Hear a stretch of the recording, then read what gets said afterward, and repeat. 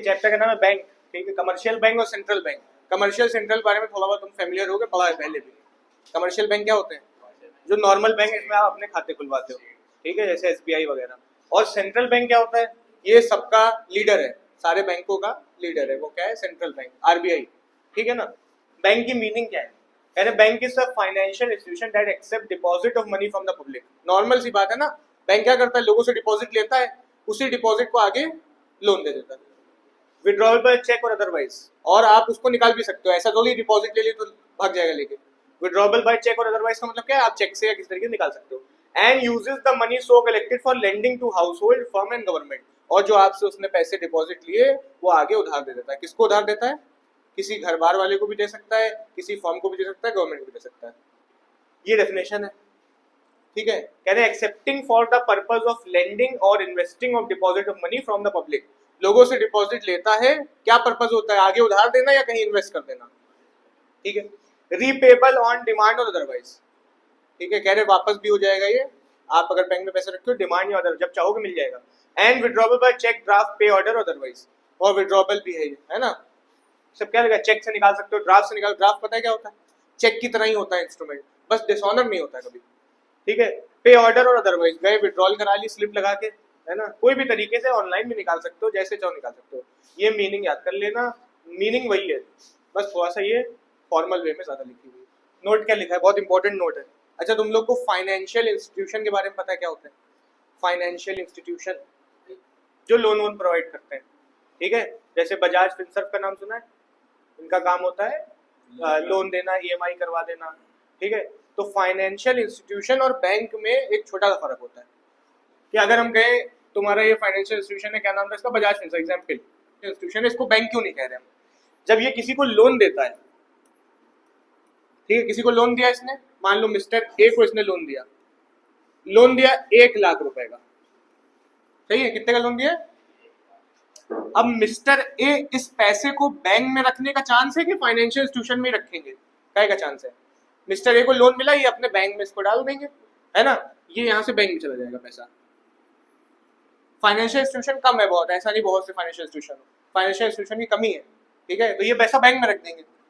अब सोचो यहाँ से पैसा बैंक में चला गया, लेकिन यही चीज अगर देखो किसी बैंक ने लोन दिया होता, मान लो, अब दूसरी सिचुएशन बना रहे हैं, एक बैंक ने मिस्टर ए को लोन दिया, कमर्शियल बैंक ने मिस्टर ए को लोन दिया। मिस्टर ए ने ये बैंक में ही पैसा रखा हुआ कहीं ना कहीं, ठीक है, हैबिट लेके चले बैंकिंग की है, तो देखो बैंक से पैसा लोन मिला, दोबारा बैंक में गया। और अगर चेन बनाए, मिस्टर ए ने इस बैंक ने किसी और को लोन दे दिया, मान लो मिस्टर बी को लोन दे दिया। एक बैंक ने मिस्टर ए को लोन दिया था, मिस्टर ए ने उसको बैंक में डाल दिया, उस बैंक ने क्या करा? आगे और लोन दे दिया, पास ऑन कर दिया। तो ये एक चेन बन जाएगी धीरे धीरे। आगे चैप्टर में बहुत डीप में दिया यही बात। तो ये क्या बन जाएगी? एक चेन बन जाएगी कि एक बैंक ने लोन दिया, फिर आगे लोन दिया, आगे लोन दिया, आगे लोन दिया। तो सोचो 1 लाख रुपए के कितने रुपए बन गए होंगे? बहुत सारे बन गए होंगे। 1 लाख रुपए चले उधार दे दे के बहुत ज्यादा बन गए। ये बैंक का एक स्पेशल फीचर है। जो बैंक कर सकता है ये कर सकता है?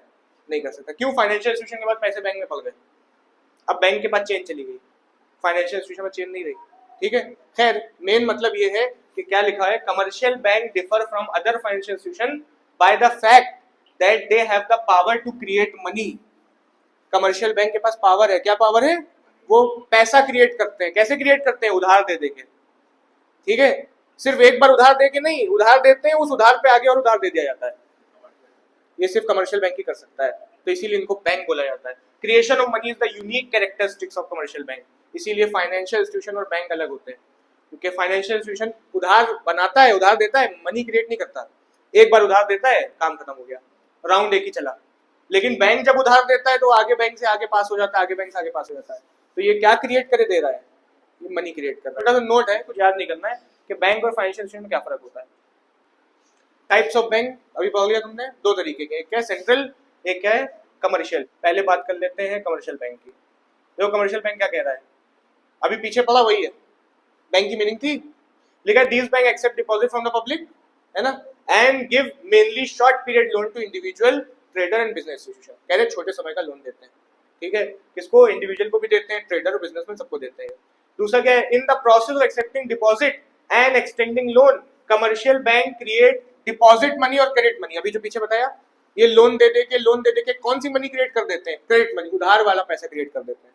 मार्केट में पैसा तो 1 लाख आया था, पर उधार दे के इन्होंने उसको 5 लाख बना दिया। से एग्जाम्पल आ रहा है समझ में? पीछे इसलिए समझाया था क्योंकि आगे पूरा कनेक्शन है इसी से। ठीक, नेक्स्ट क्या लिखा है? Commercial bank operate largely for earning profit. पैसे कमाने के लिए कमर्शियल बैंक काम करता है, प्रॉफिट का मकसद होता है। Example state bank of India commercial bank है, union bank of India etcetera. सबसे बिगेस्ट कमर्शियल बैंक कौन है? एसबीआई। आरबीआई तो सेंट्रल है ना, सबसे biggest commercial bank SBI India का। सेंट्रल बैंक की मीनिंग देख लेते हैं, क्या लिखा है? Central bank is the apex institution. Apex का मतलब टॉप पे आता है। Apex institution in the banking and financial structure of the country. ठीक है, it is the central bank which issues currency in the country. Note छापता है। ठीक, it also controls and regulate the banking and financial structure of the country. Banking को, finance को कौन control करता है? Central bank. There is usually one central bank in every country. In India, RBI, Reserve Bank of India, is the central bank of country. Next देखो functions of commercial bank की बात कर रहे हैं। अभी central और commercial पढ़ा ना, अब commercial पे थोड़ा सा चैप्टर है, फिर central पे है। अभी बात करें किसकी? function of commercial bank। ठीक है, क्या काम करता है? नॉर्मली एक कमर्शियल बैंक क्या करेगा? अभी आपने मीनिंग में पढ़ लिया, वही है। पहला क्या है? एक्सेप्टिंग डिपॉजिट, लोगों से डिपॉजिट लेता है ना। और डिपॉजिट कई तरीकों की होती है। एक डिपॉजिट क्या हो सकती है? Current account deposit. Current account पता है? करेंट अकाउंट जो बिजनेसमैन वालों का होता है नॉर्मली, इसे करेंट अकाउंट बोलते हैं। इनके अभी बारे में पढ़ोगे, इनके बारे में पढ़ोगे। ठीक है, दूसरी तरीके की डिपॉजिट है saving bank account. Saving bank account deposit क्या होगी? जो आप नॉर्मल अपना खाता खुलवा के पैसे रखते हो। एक होती है फिक्स डिपॉजिट, पता है सबको, एफडी, एक बार पैसा जमा कर दिया। एक होती है रिकरिंग डिपॉजिट। रिकरिंग मतलब महीने महीने थोड़े थोड़े पैसे या हफ्ते हफ्ते जैसे लिए। दूसरा क्या होगा? लोन देना। सबसे मेन तो यही दो फंक्शन है, पैसे लेता है, उधार देता है। देखो क्या लिखा है? Accept advancing loans. लोन भी कई तरीके के होते हैं, अभी इनके बारे में पढ़ोगे। एक है तुम्हारा आउटराइट लोन, एक है तुम्हारा कैश क्रेडिट, एक ओवरड्राफ्ट फैसिलिटी और discounting bill of exchange. Short में सबको बता देते हैं, आगे बस मीनिंग पढ़ो कवर हो जाएगा। शॉर्ट में तुमको पता है पहला क्या? Outright loan. आउटराइट लोन में क्या होगा? तुम बैंक के पास गए, बैंक ने तुम्हें 1 लाख रुपए लोन दे दिया। ठीक, तुम्हारे खाते में आ गया, तुम अब 50,000 यूज करो, पड़ा रहने दो। ब्याज किस पे देना होगा? पूरे 1 लाख रुपए पे। इसे क्या कहोगे? Outright loan. आपने 1 लाख लोन लिया, यूज जितना भी करो, 90,000, 85,000, पूरा 1 लाख यूज कर दो। बैंक को कोई मतलब नहीं, बैंक पूरे पे ब्याज लेगा। कितने पे लेगा? 1 लाख रुपए पे। क्या है? Outright loan. सेकेंड क्या है? Cash credit. कैश क्रेडिट क्या होता है? इसमें आपको लोन तो मिल गया 1 लाख का, पर जितना यूज करे वो ब्याज उतने पे देना है। बैंक में 1 लाख रुपए पड़े, लेकिन आपने यूज 80,000 करा, तो ब्याज कितने पे देना है? ये एक तरीके का आपको विड्रॉल की लिमिट होती है। एक तरीके का लोन नहीं कहते, इसको कैश क्रेडिट कहते हैं। जितना निकालोगे उतने ब्याज दे देना बस। ठीक, लिमिट दे दी 1 लाख, लिमिट 1 लाख दे दी, अब तुम 50,000 निकाल ले हो, तो ब्याज कितने पे दोगे? 50 पे। इसे क्या कहेंगे? Cash credit. दोनों में बस यही फर्क है, आउटराइट लोन में पूरे पे ब्याज था, कैश क्रेडिट में कम पे ब्याज है, जितना निकालोगे उतने पे। नेक्स्ट क्या है? Overdraft facility. Overdraft facility normally current accounts को मिलती है, करंट अकाउंट बिजनेस वालों को। उनसे क्या होता है कि पैसे बैंक में नहीं है, पेमेंट करोगे हो जाएगा, बैलेंस माइनस में चला जाएगा। इसे क्या कहते हैं? Overdraft facility. नेक्स्ट क्या है? Discounting bill of exchange. Bill of exchange क्या होता है? आपके पास एक बिल रखा हुआ है, आपको 3 महीने बाद पैसे मिलने हैं, लेकिन पैसों की अभी जरूरत है, तो सामने वाला आदमी देगा? नहीं देगा। आपके पास एक बिल रखा है, हमने आपको बिल लिख के दिया 3 महीने का, हमने कहा 3 महीने पैसे लेना, तुम्हें आज ही जरूरत पड़ गई, तो हमारे पास हो गए, हम देंगे?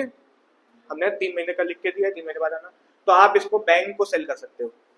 बिल बैंक को दे दिया और पैसे ले लिए, और बैंक थोड़ा कमीशन काट के आपको पैसे दे देगा। इसे क्या कहेंगे? Discounting of bill. नेक्स्ट क्या है? Payment through cheques. ये तो नॉर्मल सी बात है ना, फंक्शन ही तो है ये बैंक का कि आप भैया पैसे लेके जाना पड़ता, आप चेक लेके चल रहे हो, 1 करोड़ रुपए लेके चलना है, चलना तो पॉसिबल नहीं, चेक लेके चल रहे हो, और चोरी भी हो गया ना तब भी कोई दिक्कत नहीं।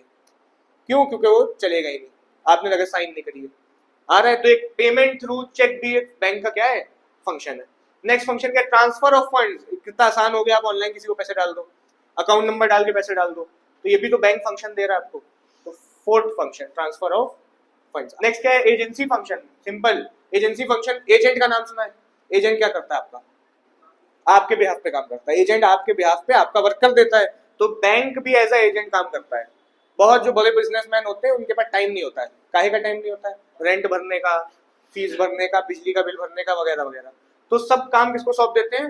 बैंक को। कहते हैं भैया मेरे बिहाफ पे सब काम महीने में कर दिया करो। बैंक थोड़ा कमीशन काट के सारा काम करता है। इसे क्या कहोगे? एजेंसी फंक्शन, ठीक है। नेक्स्ट क्या है, जनरल यूटिलिटी सर्विस, तो यूटिलिटी एक्स्ट्रा सर्विसेज देता है। यूटिलिटी सर्विस जैसे कि लॉकर फैसिलिटी हो गई, और भी होती हैं, आगे ही पढ़ोगे ना भी दिमाग से उतर आएगा, अभी आएगा आगे, ठीक है। जैसे लिखा है provision of locker facility, credit card हो गया, टैक्स एंड इन्वेस्टमेंट एडवाइस देता है। जनरल यूटिलिटी सर्विसेज फंक्शंस ही चल रहे। लास्ट आता है क्रेडिट क्रिएशन, बहुत इंपॉर्टेंट, बता दिया, ठीक है। राउंड्स होंगे बार बार, उसे क्या कहेंगे, क्रेडिट क्रिएशन। आता है तुम्हारा क्या, पहला फंक्शन अब एक्सेप्टिंग डिपॉजिट, सिंपल है। Commercial bank primary accept deposit from the public, ठीक है। किससे पैसे लेता है, नॉर्मली तो पब्लिक से लेता है, लेकिन इंडिविजुअल फर्म और इंस्टीट्यूशन भी पैसे डालते हैं, बिजनेस वाले भी तो बैंक में पैसा रखते हैं ना, ठीक है।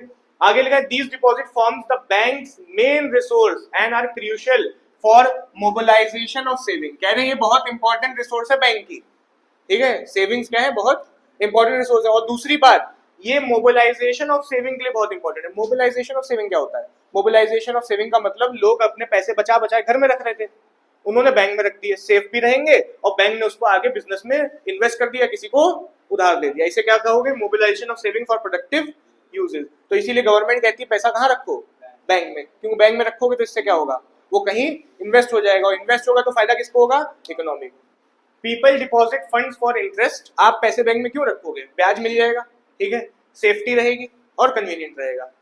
Bank accept mainly 4 types of deposit, पीछे पढ़ लिया था तुमने, ठीक है। पहली क्या थी, करेंट डिपॉजिट, तो क्या दी है, current account deposit. Current account also known as demand deposit भी कहते हैं इनको। डिमांड डिपॉजिट क्यों कहते हैं, क्योंकि are payable on demand and allow unlimited withdrawal, जब चाहो जितना चाहो निकाल लो, इसीलिए डिमांड कहा जाता है। सेविंग में ऐसा नहीं होता है, सेविंग में तुम्हारे अगर एकदम से 3 लाख विड्रॉल करने जाओगे तो हो सकता है ना हो, कहीं एक दिन बाद लीजिएगा, आधे लीजिए आधे, जो भी है, लिमिट होती है सेविंग पे, करेंट पे कोई लिमिट नहीं होती। कह रहे हैं unlimited withdrawals usually through cheques, cheque के थ्रू आप पैसे निकाल सकते हो, ज्यादा बार भी निकाल सकते हो, ज्यादा अमाउंट भी निकाल सकते हो, किससे, करेंट अकाउंट से। नेक्स्ट क्या लिखा है, these accounts are primary used by traders and businessman for making and receiving business payment. कौन यूज करता है current account, businessman. Since the fund in these account are frequently withdrawn, बार बार निकलते हैं, bank do not pay any interest on them, ब्याज नहीं मिलता है करेंट अकाउंट पे, ठीक है, क्योंकि बैंक को पता नहीं होता है कब निकाल ले, कि हम उसको इन्वेस्ट करें कहीं, पता इसको मांगे जरूरत पड़ गया है, तो इसलिए ब्याज नहीं देता बैंक इस पे, ठीक है। Bank do not pay any interest, however bank offer various service, लेकिन सर्विसेज देता है करंट अकाउंट होल्डर को, such as cheque payment, collection of cheques भी देता है। कलेक्शन ऑफ चेक बताते हैं भी क्या होता है, एंड इशूइंग ड्राफ्ट। देखो ये कलेक्शन ऑफ चेक और इशूइंग ड्राफ्ट का मीनिंग किसी को पता है। कलेक्शन ऑफ चेक का मतलब है कि तुम्हारे पास चेक आया, तुमने बैंक में बहुत इकट्ठा चेक है, 10-12 है, बैंक वाला आदमी आया उसको पकड़ा दिया, 10 के 10 खातों में आ जाएंगे तुम्हारे, ठीक है, जाने की जरूरत नहीं है, तो ये फैसिलिटी हो गई एक तरीके की, ठीक है। दूसरी क्या है, इशूइंग ड्राफ्ट। ड्राफ्ट किसी को पता है क्या होता है, चेक की तरह होता है, पर मतलब फर्क क्या है, डिसऑनर नहीं होता है। क्यों नहीं डिसऑनर होता है, ड्राफ्ट तभी चलता है जब आपके खाते में पैसे हैं। चेक तो तुम्हारे पास घर में बुक रखी होगी, चेक की बुक रखी है घर में, ड्राफ्ट बुक रखी है क्या, किसी बार रखी है, हो ही नहीं सकती ड्राफ्ट बुक। क्यों नहीं हो सकती, क्योंकि ड्राफ्ट आपको जाके बैंक से लेना पड़ता है, तब पेमेंट होगा, और बैंक से लोगे, बैंक तभी देगा ड्राफ्ट जब तुम्हारे खाते में क्या होगा, पैसा होगा, इसीलिए कभी डिसऑनर नहीं होता। खैर, for these services bank often charge service fees, थोड़ी सर्विस फीस लेता है बैंक, किससे, करेंट अकाउंट से। तीसरे दूसरे तरीके की डिपॉजिट कौन सी थी, saving deposit.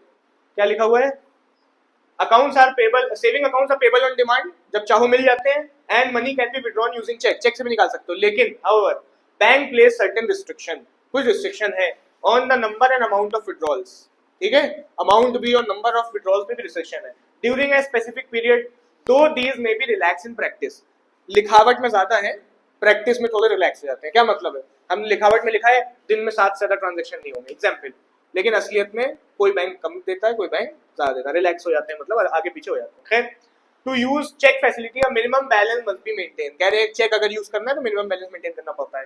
These accounts are commonly held by household, salaried individual, retired person and the general public who want to earn nominal interest on their idle cash while maintaining liquidity। क्या मतलब है इसका, कह रहे हैं normal लोग इसको hold करते हैं सेविंग अकाउंट को, आप अपना पैसा बैंक में रखते हो, ब्याज भी मिलता रहता है और जब चाहिए मिल भी जाएगा वापस, है ना। लिक्विडिटी का मतलब क्या है, मेंटेनिंग लिक्विडिटी, मतलब ऐसा नहीं फंस गया, अभी पैसे 1000 रुपए रखो, निकाल लो तुरंत उसको, निकल आएंगे। तो क्या लिखा है, the funds in saving account remain easily accessible and earn a modest rate of interest, saving account के इजिली एक्सेसिबल है, निकाल सकते हो और ब्याज भी कमाता है। थर्ड क्या था, फिक्स्ड डिपॉजिट अकाउंट, है ना, एफडी। क्या लिखा हुआ है, फिक्स डिपॉजिट अकाउंट लिया। Fix deposit account also called time deposit भी बोलते हैं इसको, ठीक है। टाइम डिपॉजिट क्यों बोलते होंगे? Are made for a specified time period such as 6 month, 1 year और मोर। पैसे आप रखोगे, कुछ समय के लिए रखोगे, 6 महीने, 1 साल, 5 साल, and are not payable on demand, और डिमांड पे वापस मिलेंगे नहीं मिलते हैं। फिक्स डिपॉजिट है ना, आप चाहोगे भैया जाके निकालने, नहीं निकलेंगे, ठीक है। सेविंग में तो निकल आते हैं, करंट में निकल आते हैं, पर एफडी में नहीं निकलते हैं। अगर बहुत ज्यादा जोर करोगे तो निकल भी आएंगे, लेकिन ब्याज चला जाएगा सारा। जो एफडी का मकसद था वो खत्म हो जाएगा। एफडी आदमी क्यों कराता है? ताकि अच्छा रिटर्न मिले, ठीक है। खैर, they do not offer cheque facility. अब जब विड्रॉल ही नहीं है तो चेक फैसिलिटी क्यों देंगे? सेविंग में और करंट में चेक फैसिलिटी है, पर इसमें नहीं होती। And money can not be withdrawn before maturity without penalty. Maturity मतलब 1 साल की कराई है तो 1 साल से पहले नहीं निकलेंगे, पर अगर बहुत जोर दोगे निकल आएंगे, लेकिन क्या लग जाएगी? पेनल्टी, मतलब पैसे आपके कट जाएंगे। हाउएवर बैंक में allow early withdrawals with a reduction in interest. क्या कह रहे हैं? बैंक अलाउ कर देता है जल्दी विड्रॉल, पर रिडक्शन इन इंटरेस्ट, ब्याज आपका कम हो जाएगा। और permit loans against this deposit, या फिर आप लोन ले सकते हो इन डिपॉजिट के बदले कि आपकी डिपॉजिट, आपने एफडी ना तोड़ो, हमें एक लोन दे दो। मेरी 10 लाख की एफडी है, हमें 1 लाख की जरूरत पड़ गई, तो बैंक से क्या कहा, 10 लाख की एफडी रखे रहो, इसको एज अ सिक्योरिटी रखिए, 1 लाख रुपए हमें लोन दे दो। तो ये भी हो सकता है। FD deposit earn higher interest than saving. Saving से ज्यादा इंटरेस्ट होता है। And the rate increase with deposit period. और जितना ज्यादा डिपॉजिट समय के लिए करोगे उतना ज्यादा रेट हो सकता है। 5 साल के लिए करोगे हो सकता है 8% हो, 2 साल के लिए करो हो सकता है 6% हो, ठीक है। These accounts are ideal for people with surplus fund who prefer safety over risk.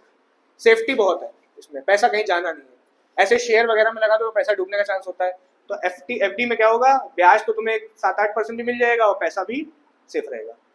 Next आता है क्या, रिकरिंग और क्यूमुलेटिव डिपॉजिट, ठीक है। रिकरिंग और क्यूमुलेटिव डिपॉजिट क्या होती है? ऐसी डिपॉजिट जो बार बार करो। फिक्स की तरह है, एफडी में एक बार में पैसा उठा के रख दिया था, रिकरिंग में महीने महीने रखते हो बस। लो 2 साल की रिकरिंग करा दी तो 2 साल तक पैसे जमा होते रहेंगे हर महीने, और 2 साल बाद पैसे मिल जाएंगे, ठीक है। एफडी में एक बार में जमा हो गए थे, बताओ कुछ नहीं। क्या लिखा है? Recurring deposit are a type of fixed deposit where a person deposit a fixed amount every month. Example 2000 रुपए for a specified period such as 1 year और 2 year. At the end of the term the depositor receive the total amount deposit along with interest. समय खत्म होगा, ब्याज के साथ पैसा मिल जाएगा, ठीक है। These deposits are ideal for individual with regular income. आपकी महीने की सैलरी आती है उसमें से कट के आप डाल सकते हो, स्पेशली स्मॉल सेवर्स, ठीक है। As they help build the habit of disciplined saving. इससे आपकी सेविंग होती रहेगी। विड्रॉल टाइम के बाद होगा या टाइम खत्म होगा, 2 साल की रिकरिंग है, 2 साल बाद विड्रॉल मिलेगा। नेक्स्ट आता है दूसरा फंक्शन क्या था, लोन। पहला सेविंग, पहला डिपॉजिट था, शॉर्ट में बता दिया था, और चारों तरह की डिपॉजिट बता दी।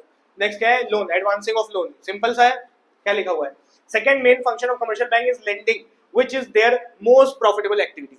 इसी में कमाते हैं, ठीक है। लोन कम का, लोन में ब्याज ज्यादा चार्ज करते हैं और डिपॉजिट पे ब्याज कम देते हैं, बीच का ब्याज पॉकेट में जाता है, ठीक है। Second main function of commercial bank is lending which is their most profitable activity. Banks earn income by charging higher interest on loan than they pay on deposit. Deposit पे कम देते हैं, लोन पे ज्यादा चार्ज करते हैं। They act as intermediary between depositor and borrower. ये intermediary है, intermediary मतलब बीच में आ रहे हैं। किसके बीच में आ रहे हैं?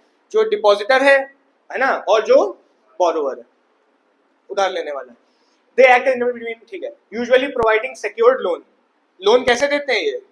सिक्योर्ड लोन मतलब कुछ ना कुछ गिरवी रखेंगे, बिना गिरवी रखे लोन देते हैं कि भैया ले जाओ, नहीं, सिक्योर्ड लोन होते हैं। But may also lend without security. लेकिन अगर बिजनेसमैन है, ट्रस्टेड आदमी है, तो उसको बिना सिक्योरिटी के भी थोड़ा लोन मिल जाता है, ठीक है। आज के जमाने में 50,000 60,000 यूं ही मिलता है, 1 लाख तक तो समझ लो बिना कोई सिक्योरिटी पर मिल जाएगा। क्रेडिट कार्ड ले लो या कोई भी, बहुत सी स्कीम आती रहती है। हाँ भैया, क्या चल रहा था? फंक्शंस ऑफ कमर्शियल बैंक चल रहे थे। मेन फंक्शन उसका क्या था? डिपॉजिट लेता है लोगों से। कितने तरीके की डिपॉजिट थी? 4 तरीके की, याद है? Saving, current, fix deposit, recurring deposit, ठीक है, टाइप। उसके बाद कुछ सेकंड फंक्शन क्या था? Advancing of loan. 4 तरीके के लोन भी देता है। पहला क्या था? Cash credit. याद है सबको? कैश क्रेडिट में क्या था? कैश क्रेडिट में आपको उधार मिल जाएगा, जितना पैसा निकालोगे ब्याज उतने पे देना है, ठीक। जितना पैसा बैंक से निकालो, तुम्हें 1 लाख लिमिट मिल गई, निकाला 50, तो ब्याज किस पे दोगे? 50 पे, याद है। उसके बाद एक होता है आपका क्या? आउटराइट लोन, है ना। आउटराइट लोन में क्या होता है? होता सेम होता है कैश क्रेडिट की तरह, लेकिन ब्याज जो लगता है पूरा, जितना पैसा ले लिया पूरे ब्याज लगेगा, आपने बैंक से कहा 1 लाख का लोन दे दो, तुम यूज 10 रुपए करो, 10,000 करो, कोई मतलब नहीं है, ब्याज पूरे पे लगेगा। इसे क्या कहते हैं हम लोग? Outright loan. ठीक है। इसके बाद आता है ओवरड्राफ्ट फैसिलिटी। ओवरड्राफ्ट क्या होती है याद है? नेगेटिव में चला जाएगा बैलेंस, पेमेंट हो जाएगा, पैसे नहीं तब भी नेगेटिव में चला जाएगा। लेकिन overdraft facility banks allow current account holders to withdraw more than their account balance up to sanction limit. एक लिमिट होती है और करंट अकाउंट होल्डर्स को उससे ज्यादा विड्रॉ करने का चांस दिया जाता है। ठीक है, आपके बैलेंस जीरो है लेकिन पेमेंट हो जाएगा। Interest is charge only on the amount overdrawn. It's convenient short term borrowing option usually given to reliable customer against security. Reliable customer को मिलता है और ब्याज उतने ही पे लगेगा जितना निकालोगे। लिमिट जैसे 10 लाख की एग्जांपल, तो 1 लाख निकालो 1 लाख पे लगेगा।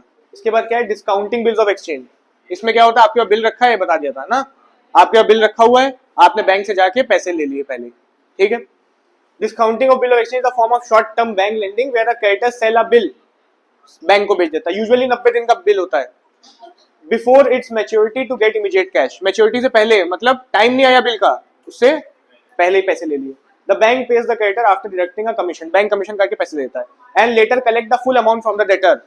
और बाद में जाता है जिसने बिल दिया होता है उससे पैसे ले लेता है। This help the creditor get early payment and debtor get time to pay. कह रहे पेमेंट जिसको चाहिए था उसको जल्दी मिल गया और जिसको देना था पैसे उसको टाइम मिल गया। ठीक है ना, दोनों का फायदा हो गया, बैंक ने करा दिया।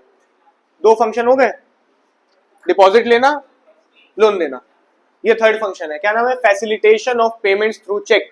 ये भी एक फंक्शन ही हुआ, अगर आपको bank as a cheque use करने दे रहा है, चेक से आपकी हेल्प हो रही है, ये भी फंक्शन है। आप आराम से कहीं से भी कहीं पैसा ले आ सकते हो। आपको 10 लाख रुपए लेके जाने, आप चेक लेके गए 10 लाख रुपए का, चोरी भी हो जाएगा कोई दिक्कत नहीं है, फट भी जाएगा कोई दिक्कत नहीं है। सही है, तो ये भी फैसिलिटी है, ये भी फंक्शन में आता है। थर्ड फंक्शन क्या लिखा? Bank offer a convenient payment system through cheque allowing individual to receive and make payment easily. पैसे आ भी आसानी से ना, जा भी आसानी से।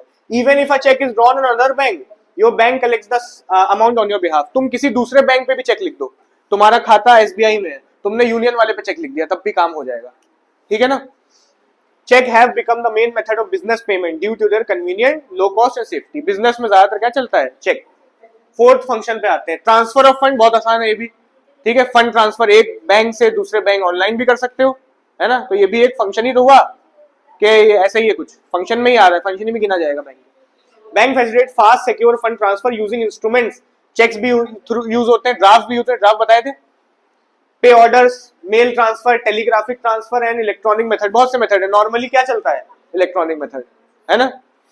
An essential service for today's expansion trade and commerce. कह रहे हैं आज जो इतना बिजनेस बढ़ रहा है, आप यहाँ बैठ के दूसरे स्टेट से सामान मंगा रहे हो, दिल्ली सामान मंगा रहे हो, तो पैसे कैसे दिए दे रहे हो? ट्रांसफर ऑफ फंड, यहाँ से बैठे बैठे वहां ट्रांसफर कर दिया।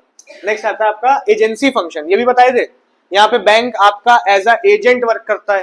एजेंट वर्क करेगा मतलब बैंक आपके बिहाफ पे फीस भर देगा, आपके बिहाफ पे सैलरी भर देगा, पेमेंट करनी हो तो भर देगा, रेंट भरना हो भर देगा। ठीक है, पूरा एजेंट की तरह सारा काम करेगा, आपके सारे खर्चे उठा लेगा, आपसे बाद में फीस ले लेगा थोड़ी। ठीक है। Commercial bank perform various agency function for their customer usually for a commission और a service charge.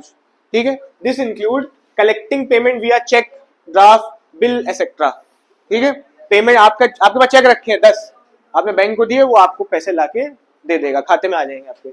Making and receiving payment like insurance premium, pension, dividend, taxes. आपको महीने का इंश्योरेंस या साल का इंश्योरेंस भरना होता है, इंश्योरेंस प्रीमियम, आपको टेंशन लेने की जरूरत नहीं, बैंक भर देगा। ठीक है, बहुत से काम होते हैं जो बैंक आपके कर देगा। Buying and selling shares, acting as underwriter for new security. यहां से समझने वाला स्टार्ट हो गया। बहुत से बड़े बड़े बिजनेसमैन क्या करते हैं, वो बैंक, उनका पैसा होता है बैंक में पड़ा होता है, वो बैंक से ही कह देते हैं भैया मेरा पैसा कहीं इन्वेस्ट कर देना। ठीक है, और जहां जरूरत पड़े इन्वेस्ट करना, जब जरूरत लगे कि डाउन होने वाला निकाल लेना। आ रहा है समझ में? तो बाइंग एंड सेलिंग शेयर्स, खरीदने बेचने में भी हेल्प करता है शेयर के। ठीक, and acting as underwriter for new security. अभी अकाउंट्स में तुम ये पढ़ोगे, अभी जो चैप्टर स्टार्ट हो रहा है उसमें ये पढ़ोगे। अंडर राइटर ऐसे समझना वो होते हैं जो आपके शेयर बिकवाते हैं, ऐसे समझ लेना बस। ठीक है, तो बैंक आपके शेयर बिकवाने में भी हेल्प करता है। ठीक है, आपके लेवल पे इतना बहुत, अंडर राइटर बहुत बड़ा टॉपिक है आगे। ठीक है, आ रहा है समझ में? इसके बाद क्या है? Dealing in foreign exchange and investment like NCS, UTI units and mutual fund. आपको इन्वेस्ट कराने में हेल्प करता है, ये सब इन्वेस्टमेंट्स हैं। ठीक है, आपकी इन्वेस्ट कराने में हेल्प करे, आपके बिहाफ पे इन्वेस्ट कर सकता है। डीलिंग इन फॉरेन एक्सचेंज, आपको फॉरेन एक्सचेंज चाहिए, कन्वर्ट कराने अपने करेंसी, कौन हेल्प करेगा? आपकी कमर्शियल बैंक। ठीक है, होता सेंट्रल बैंक के पास है, फॉरेन एक्सचेंज किसके पास होता है? Central bank. लेकिन आपको कन्वर्ट कराना रुपीस को रियाल में, तो आप सेंट्रल बैंक थोड़ी जाओगे, आप कमर्शियल बैंक के थ्रू करवाओगे, तो ये भी एजेंसी फंक्शन है। Assisting in foreign trade by issuing letter of credit and providing guarantee, most important ये भी कह रहे फॉरेन ट्रेड को हेल्प करता है। फॉरेन ट्रेड मतलब समझ रहे हो, फॉरेन ट्रेड मतलब इंडिया के बाहर। सोचो तुम्हें इंडिया के बाहर से कुछ माल मंगवाना है, ठीक है, और तुमने कहा भैया उधार लेना है। बाहर वाला आदमी ऐसे उधार देगा? इंडिया के अंदर चलो आदमी फिर दे देगा, कहेगा हम तो चले आएंगे इसकी दुकान पे, लेकिन इंडिया के बाहर से आदमी उधार देगा जल्दी? नहीं देगा। तो एक तरीका हो सकता है, अगर मेरा बैंक उस बाहरी आदमी को गारंटी दे दे तब दे सकता है, तब दे सकता है। लेटर ऑफ क्रेडिट यही है, मेरा बैंक मेरे बिहाफ पे बाहर वाले आदमी को क्या दे देगा? गारंटी, कि ये पेमेंट हम करवा देंगे 1 महीने बाद, तो वो माल उधार दे सकता है। तो ये असिस्टिंग इन फॉरेन ट्रेड, मेरे फॉरेन ट्रेड में हेल्प करी उसने, कैसे? By issuing letter of credit, उसने कहा भैया उधार दे दो इसको, हम जिम्मेदार हैं, ठीक है। एंड प्रोवाइडिंग गारंटीज, बात तो ही ना, गारंटी दे दी। नेक्स्ट है acting as trustee and executor, handling wills, वसीयतें। पता है आपने बैंक को अपनी वसीयत बता दी कि भैया मेरा पैसा इन लोग में बांट देना, ठीक है, तो विल्स को भी हैंडल करता है। And related matter after customers death, और भी कोई रिलेटेड मैटर है तो वो भी हैंडल कर सकता है। हमारा 5th फंक्शन है एजेंसी फंक्शन। बैंक आपका एज अ एजेंट, देखो सारे काम कैसे लग रहे हैं, एजेंट वाले लग रहे हैं, सब एज अ एजेंट काम कर रहा है। नेक्स्ट है जनरल यूटिलिटी फंक्शन। इसमें क्या होते हैं? कुछ एक्स्ट्रा सर्विसेज जैसे लॉकर फैसिलिटी वगैरह बैंक देता है, इन्हें जनरल यूटिलिटी, जो आपके काम में आने वाली सर्विस उन्हें बोलते हैं, ठीक है। Commercial bank offer general utility service like locker facility, ठीक है, बैंक में आपका लॉकर है, वहां आपने ज्वेलरी वगैरह रख देते हो। For valuables, issuing travellers and gift cheque. Travellers cheque मतलब एक तरीका ऐसा चेक है, आप कहीं जा रहे हो, ठीक है, तो चेक कैरी करके जा रहे हो, ये ट्रैवलर्स चेक कहेंगे, ताकि पैसे नहीं ले जा सकते, पैसे तो चोरी का चांस है ट्रैवलिंग में, तो चेक लेके जा रहे हो, ये भी तो बैंक की वजह से हो रहा है ना।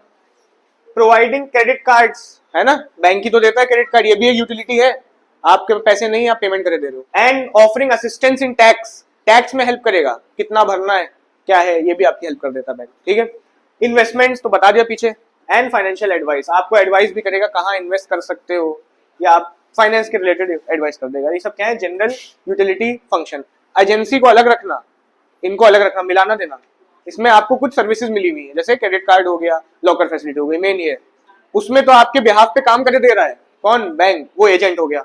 नेक्स्ट आता है क्रेडिट क्रिएशन, और पूरा चैप्टर अभी आगे इसी पे है। क्रेडिट क्रिएशन समझाया था हमने, सेंट्रल बैंक ने नोट छापे 1 लाख रुपए के, लेकिन जब ये मार्केट में घूमे तो 1 लाख से मान लेते हैं 5 लाख हो गए, इसे क्या कहते हैं? Credit creation. कैसे घूमते हैं ये? उधार से। अभी पूरा टॉपिक इसी पे। खैर क्या लिखा है? A key and unique function of commercial bank is credit creation. एक यूनिक फीचर है क्रेडिट क्रिएशन किसका? कमर्शियल बैंक का। By accepting deposit and giving loan, लोगों से पैसा लेके, उधार दे के, bank can lend more than the actual deposit, bank के पास जो डिपॉजिट आई वो उससे ज्यादा उधार दे देता है, ठीक है। They receive there bye increasing the total money supply in the economy. इससे क्या होती है? सप्लाई बढ़ जाती है इकोनॉमी में। मनी सप्लाई की बात हो रही है, इकोनॉमी में जो पैसा नाच रहा है उसमें मनी सप्लाई बोलते हैं, तो मनी सप्लाई को बढ़ा देता है। Thereby increasing the total money supply in the economy, कौन बढ़ा देता है? Commercial bank. कैसे देके? लोन दे देके। अब पूरा टॉपिक उसी पे, ये तुम्हारे फंक्शन खत्म हो गए, ठीक है। क्या लिखा है? पहली चीज इन्होंने बताई है कि डिपॉजिट कौन कौन सी क्रिएट होती है बैंक में, ठीक है। बैंक में 2 तरीके की डिपॉजिट क्रिएट होती है, एक होती है प्राइमरी, एक होती है डेरिवेटिव डिपॉजिट। एक प्राइमरी होती है, क्या होती है? प्राइमरी डिपॉजिट क्या होगी? मान लेते हैं एक आदमी गया, उसने 10,000 रुपए बैंक में जमा कर दिए, ये प्राइमरी डिपॉजिट है। फर्स्ट डिपॉजिट जो आई 10,000 रुपए उसने जमा करी, क्या है? Primary deposit. Primary deposit created when customer deposit cash in bank, customer गया बैंक में कैश जमा करा दिया। Bank play a passive role, these deposit only convert currency into deposit form. हुआ क्या? करेंसी डिपॉजिट में कन्वर्ट हो गई, और कुछ हुआ? जो नोट थे वो आपके डिपॉजिट मनी में कन्वर्ट हो गए, डिपॉजिट मनी बैंक मनी में कन्वर्ट हो गए, ठीक। So they don't increase the total money supply. क्या मनी सप्लाई इकोनॉमी में बढ़ी? कुछ नहीं बढ़ी ना। 10,000 रुपए कैश रखा था, वही कैश हट गया और बैंक में जमा हो गया। टोटल मनी सप्लाई उतनी है कि बढ़ गई? उतनी है, सही है, यही लिखा हुआ है। उसके बाद क्या हुआ? डेरिवेटिव डिपॉजिट कैसे आई? Created when bank give loan, overdraft और invest in security. Derivative deposit तब क्रिएट होती है जब बैंक किसी को लोन देता है, ठीक है। Bank don't give cash but credit the borrower account.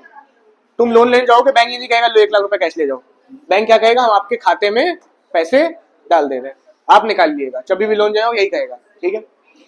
These deposits are actively created by bank and increase the money supply। ये मनी सप्लाई बढ़ाएगी, इससे क्या होगा? मनी सप्लाई बढ़ेगी। कैसे बढ़ी?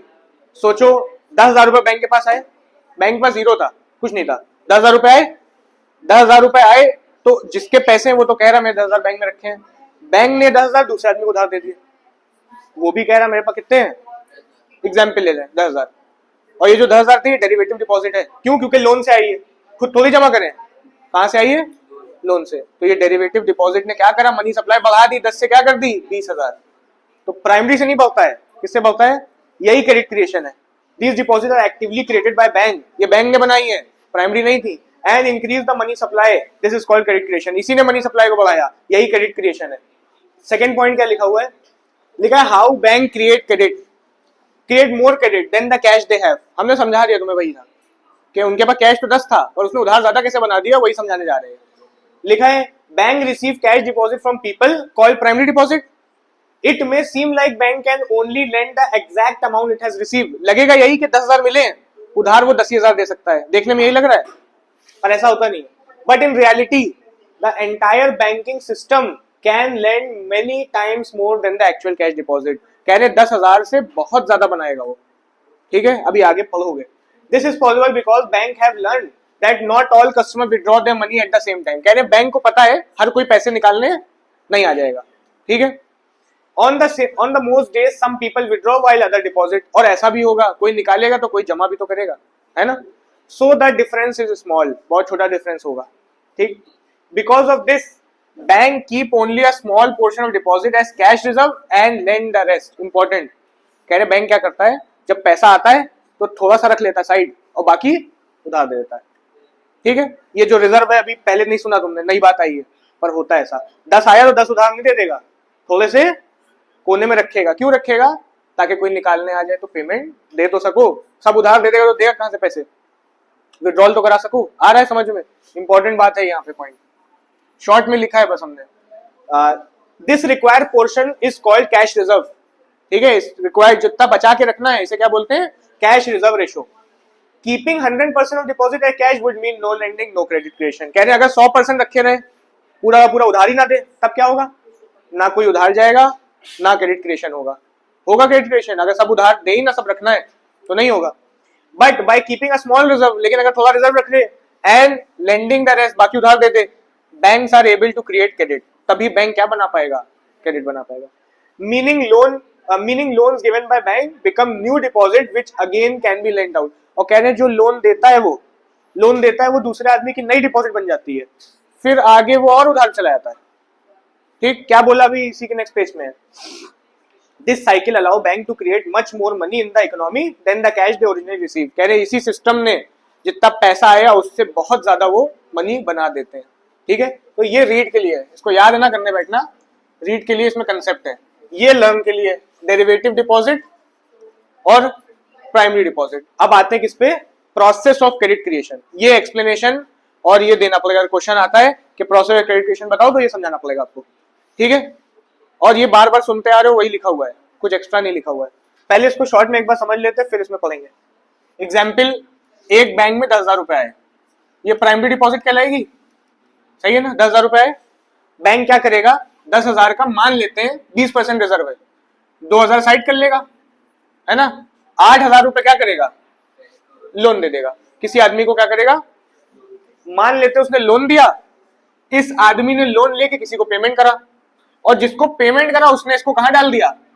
बैंक में डाल दिया। फिर बैंक में आ गए, बैंक फिर क्या करेगा? नया बैंक है वो कहेगा मेरे पैसे आए, 20% अलग करेगा, है ना। मान लेते कितना? 1,600 रुपए, और बाकी उधार दे देगा कितना? 6,400, सही है। इस 6,400 को मान लेते फिर किसी तरीके से बैंक पहुंच गए, फिर बैंक पहुंचे तो फिर इसमें से 20% अलग करके बाकी लोन दे दिया जाएगा। उसके बाद फिर यही होगा, फिर यही होगा, है ना। तो उधार से देखो 10,000 से कितनी बन गई होगी? बहुत बन गई होगी। लेकिन रुकेगा कि चलता ही चला जाएगा? रुकेगा। देखो छोटा हो रहा है, पहले 10,000 था, 8,000 लोन चला, 8 के बाद 6400 चला, अभी धीरे धीरे ये कम भी होता जाएगा और फिर खत्म भी हो जाएगा। यही लिखा है इस प्रोसेस में, पूरा का पूरा, कुछ नहीं लिखा है, ठीक है। देखते क्या लिखा है। Credit creation process explanation. पहले अज्यूम करेंगे, अजम्पशंस कुछ लेके चल रहे हैं हम। क्या अजम्पशन लेके चल रहे हैं? देयर आर मेनी बैंक, मान लेना बहुत से बैंक है, ऑब्वियस है, होता भी है, ठीक।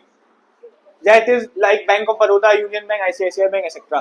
Each bank must keep 20% reserve. Cash reserve ratio कितना मान रहे हैं? 20%। Called cash reserve ratio CRR। Third assumption लेके चल रहे हैं, remaining 80% is use for giving loan. बचा हुआ 80% लोन दे दिया। फोर्थ एजम्पशन लेके चल रहे हैं, the loan money move from one bank to another. किसी भी तरीके से एक आदमी जब लोन दिया, बैंक ने लोन दिया, तो वो किसी भी तरीके से बैंक में चला गया। लोन क्या कर रहा है? मूव कर रहा है, बैंक में ही जा रहा है। ठीक, ये एजम्पशन लेके चलो तभी समझा पाओगे, वरना समझ में नहीं आएगा। अब एग्जाम्पल पे आते हैं। कह रहे हैं customer deposit 10,000 in bank of Baroda. एक कस्टमर ने 10,000 रुपए कहां जमा करे? It keeps 2,000 as reserve. ऐसे ही समझाना है आपको, बहुत सिंपल भाषा में। एंड लेंड्स 8,000, उसने 8,000 उधार दे दिया। फिर the borrower page a trader, मान लेते हैं जिसने उधार लिया उसने एक ट्रेडर को पैसे दिए।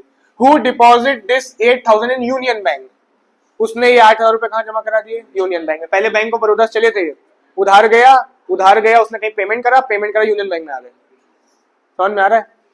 यूनियन बैंक कीप्स, अब यूनियन बैंक भी वही करेगा, 1,600 रुपए अलग रखे, 6400 का उधार दे दिया। ठीक है। द न्यू बोरोवर पे समवन, नया जिसने उधार लिया उसने किसी को पे करा होगा, मान लेते हैं, and the money gets deposit in ICICI bank. वो पैसा भी कहीं जाके बैंक में ही, असम्पशन लेके चले थे किसी तरीके बैंक ही में जा रहा है। ICICI bank keeps 1280। 1280 क्यों रखे? इसका 20% रखेगी ना इस बार। कितना? 6400 का। 6400 का 20% उसने अलग करा, रिजर्व में रखा, बाकी 5,120 उधार दे दिया। इतना समझाया? तीन राउंड समझा देना, सारे नहीं समझाने, 3 राउंड समझा देना, 4 राउंड समझा देना। ठीक है। व्हाट्स हैपनिंग, कह रहे क्या हो रहा है? Each bank keeps 20% and lends 80%। Every new loan become a new deposit in other bank. हर जो लोन जा रहा है वो बैंक का नई डिपॉजिट बना जा रहा है। This cycle continues but each time amount is smaller. ये साइकिल चलती रहेगी लेकिन दिख रहा है अमाउंट छोटा होता जा रहा है। फाइनल आउटकम क्या निकल के आएगा? From the original deposit of 10,000, 10,000 deposit आई थी, the banking system creates multiple times more money. कह रहे बैंकिंग सिस्टम ने क्या करा? उससे कई गुना ज्यादा बना दिया। अच्छा, कितना ज्यादा बनाया होगा? अगर तुम ये फॉर्मूला लगाओ, डिपॉजिट मल्टीप्लाई फॉर्मूला, तो तुम बता सकते हो बिना राउंड देखे। फॉर्मूला कुछ है नहीं, क्या लिखा हुआ है? 1/RR। RR का मतलब है रिजर्व रेशो। कितना मान के चले? 20%। CRR जो है वही है, कितना? 20%।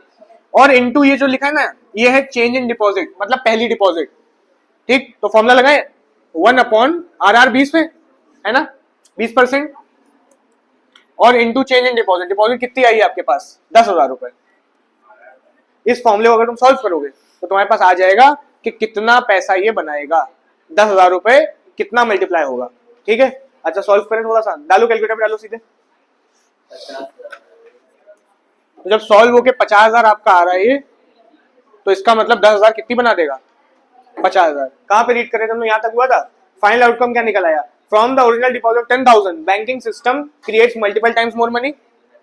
इफ कंटिन्यू फुली, अगर पूरा कंटिन्यू कर डालो इसको, a total of 50,000 of credit can be created from just 10,000। तो तुम्हें ये याद या कुछ करने की जरूरत नहीं है, फॉर्मूला लगाना, निकाल लेना। ओरिजिनल कैश डिपॉजिट, कह रहे हैं 10,000 से 50 बन गया, based on deposit multiplier formula. किससे निकाला ये? डिपॉजिट मल्टीप्लायर फॉर्मूला या फिर क्रेडिट मल्टीप्लायर फॉर्मूला, जो कहो, बात एक ही है। In short, bank creates money by giving loan out of the money people deposit. जो पैसे जमा करते उसी लोन देता है। Each loan becomes deposit in other bank. Her loan नए बैंक की डिपॉजिट बन जाता है। And the process repeats. This is called credit creation and it helps increase the money supply in the economy. इसी को credit creation बोलते हैं और यही मनी सप्लाई को बढ़ाता है। तो आपको जब समझाना है, ऐसे एक्सप्लेनेशन देना है, ये भी बनाना पड़ेगा आपको। ठीक है, ये आपको टेबल बना के दिखाना पड़ेगा। टेबल की हेडिंग क्या है? Working of credit creation. और बहुत आसान है, इसी से बनेगी। और लास्ट में फॉर्मूला भी दिखाना। क्यों फॉर्मूला दिखाओगे? तभी तो बताओगे कि कैसे आ रहा है। सारे राउंड तो बनाओगे नहीं, ऑब्वियस है। ठीक है ना। अच्छा, पहले राउंड में बैंक कौन सा यूज हुआ था हमारा? Union bank of Baroda.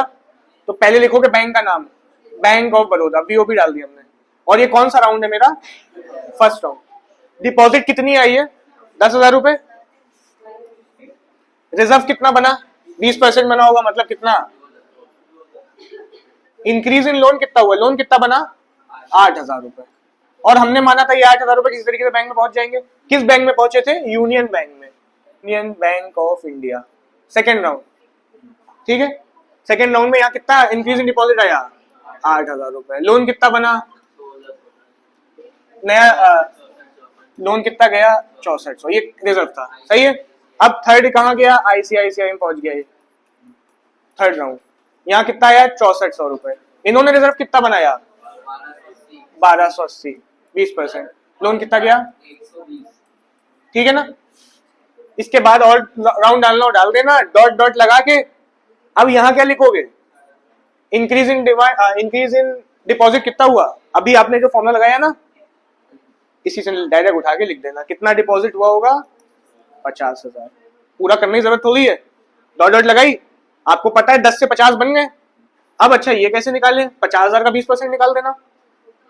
Reserve की तो बात हो रही है ना, 50,000 डिपॉजिट और रिजर्व कितना होगा, 50,000 का 20%, 10,000 रुपए। और लोन कितना रहा होगा, ऑब्वियस है 40,000 रुपए। बन गया, खत्म हो गया।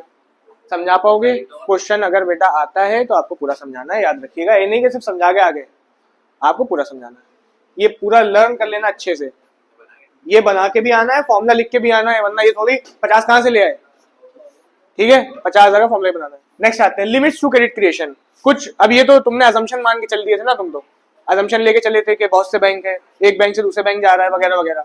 तो लिमिट्स है कुछ, ऐसा नहीं है कि हमेशा होता रहता है, ठीक है। कुछ लिमिटेशंस हैं, चलता ही नहीं रहता ये। पहली क्या लिखी है, टोटल कैश रिजर्व। कैश जो है अगर कम है लोगों पास तो बैंक में नहीं जाएगा, बैंक में नहीं जाएगा तो फिर लोन भी नहीं होगा। ये कैश रिजर्व रेशो की बात नहीं हो रही है, ये कैश की बात हो रही है, कैश की। अगर इकोनॉमी में कैश कम है तो लोन भी फिर कम ही होने वाला है, और इकोनॉमी में कैश ज्यादा है तो क्रेडिट क्रिएशन भी ज्यादा होने वाला है। तो ये पहली limitation. The total amount of cash available in the economy affect how much the public can deposit in bank. ठीक है, कह रहे हैं इकोनॉमी में पैसा है, कैश है, वो भी अफेक्ट करता है, ठीक।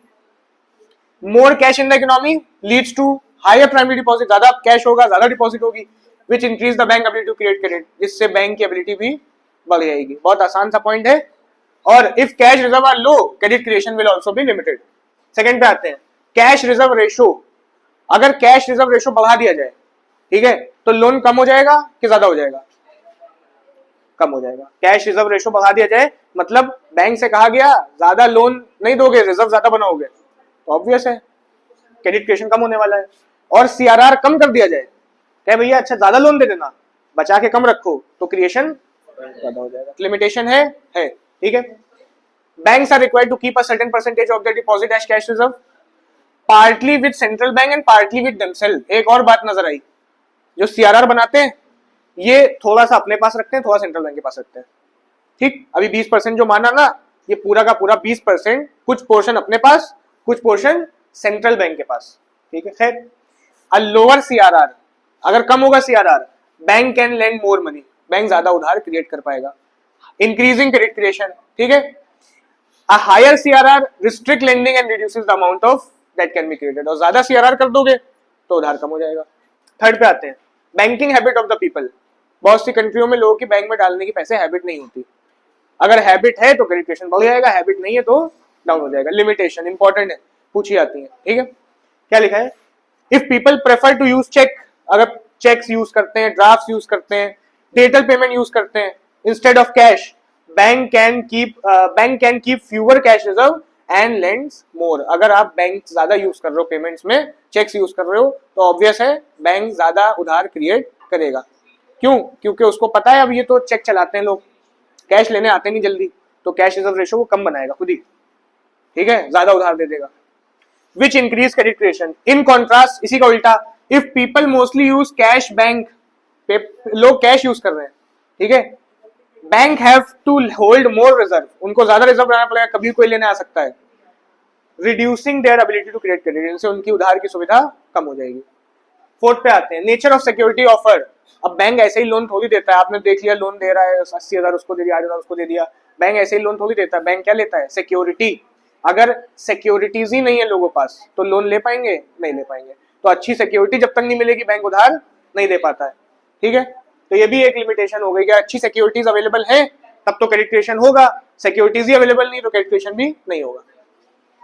Bank usually give loan only when customer offer security और collateral such as property, property है, शेयर है, इंश्योरेंस पॉलिसी है या बिल्स ऑफ एक्सचेंज है, इन सब के बदले तो लोन मिल जाता है, ठीक है, शेयर के बदले मिल जाता है, बहुत चीजें होती हैं। If the security is easy to sell, bank are more willing to give loan.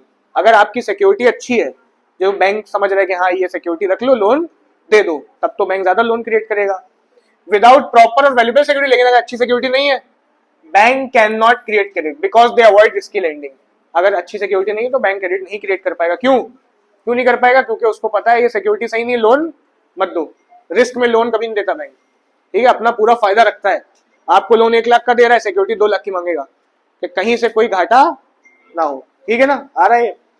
As said Crowther, bank don't create money from nothing, they convert other assets into money. Bank ऐसे ही थोड़ी क्रिएट कर रहा है, उधार दे रहा है। Bank आपसे एसेट गिरवी रख के उधार देता है, तो ये भी एक लिमिटेशन है।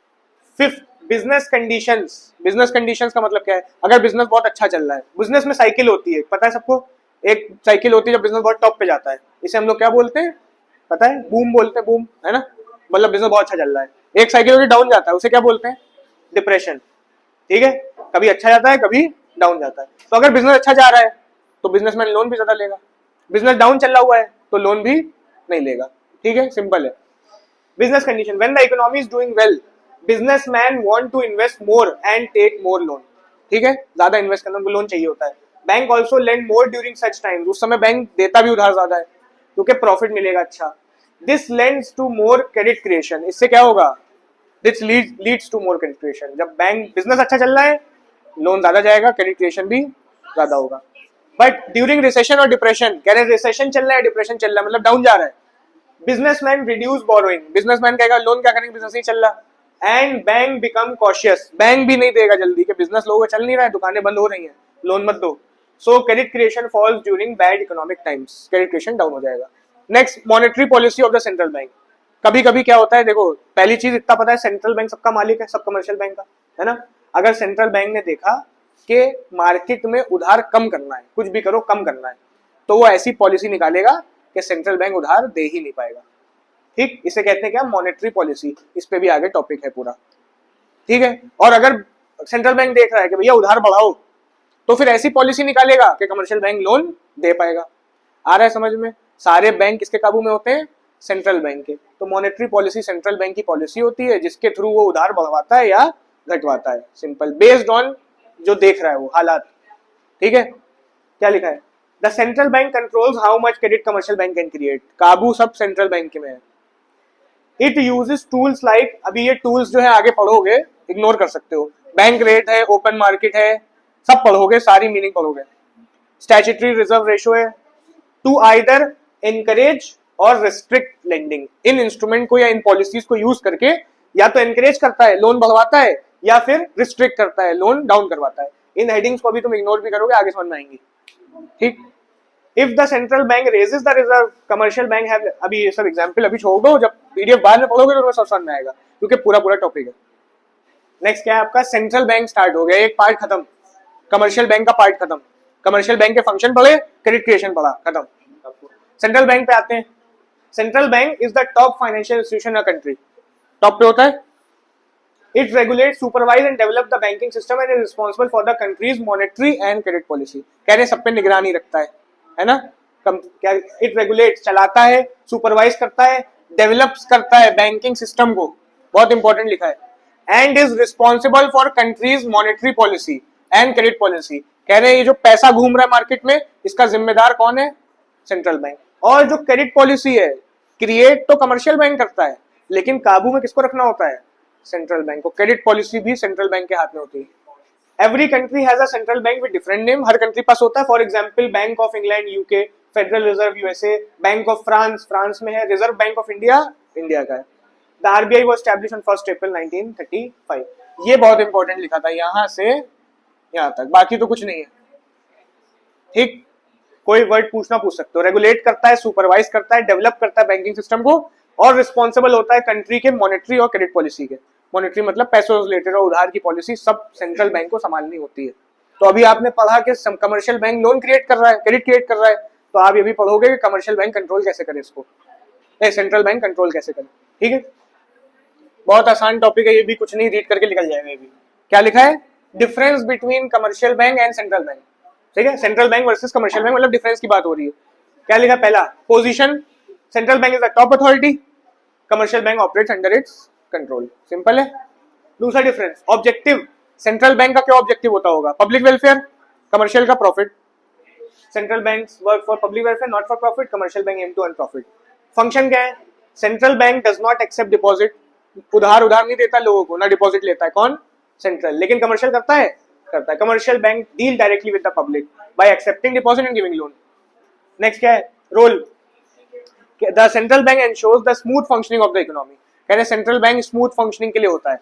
रोल क्या प्ले कर रहा है? इकोनॉमी सही से चलती रहे, है ना। कमर्शियल बैंक क्या कर रहा है? Mobilize public saving and lend for productive use. कह रहे हैं कमर्शियल बैंक का काम होता है लोगों की सेविंग मेरे पास लाओ, रखो, हमसे ब्याज लो, और वो उधार दे देगा आगे ताकि इन्वेस्ट हो जाए कहीं। फिफ्थ क्या है? ओनरशिप। सेंट्रल बैंक गवर्नमेंट के अंडर आता है, commercial bank are usually private own, ठीक है, प्राइवेट भी होते हैं, सरकारी भी होते हैं। तो आगे लिखा हुआ है दो सम में भी गवर्नमेंट ओन। कमर्शियल बैंक सरकारी भी हो सकते हैं, प्राइवेट भी हो सकते हैं, लेकिन सेंट्रल क्या है? सिर्फ government.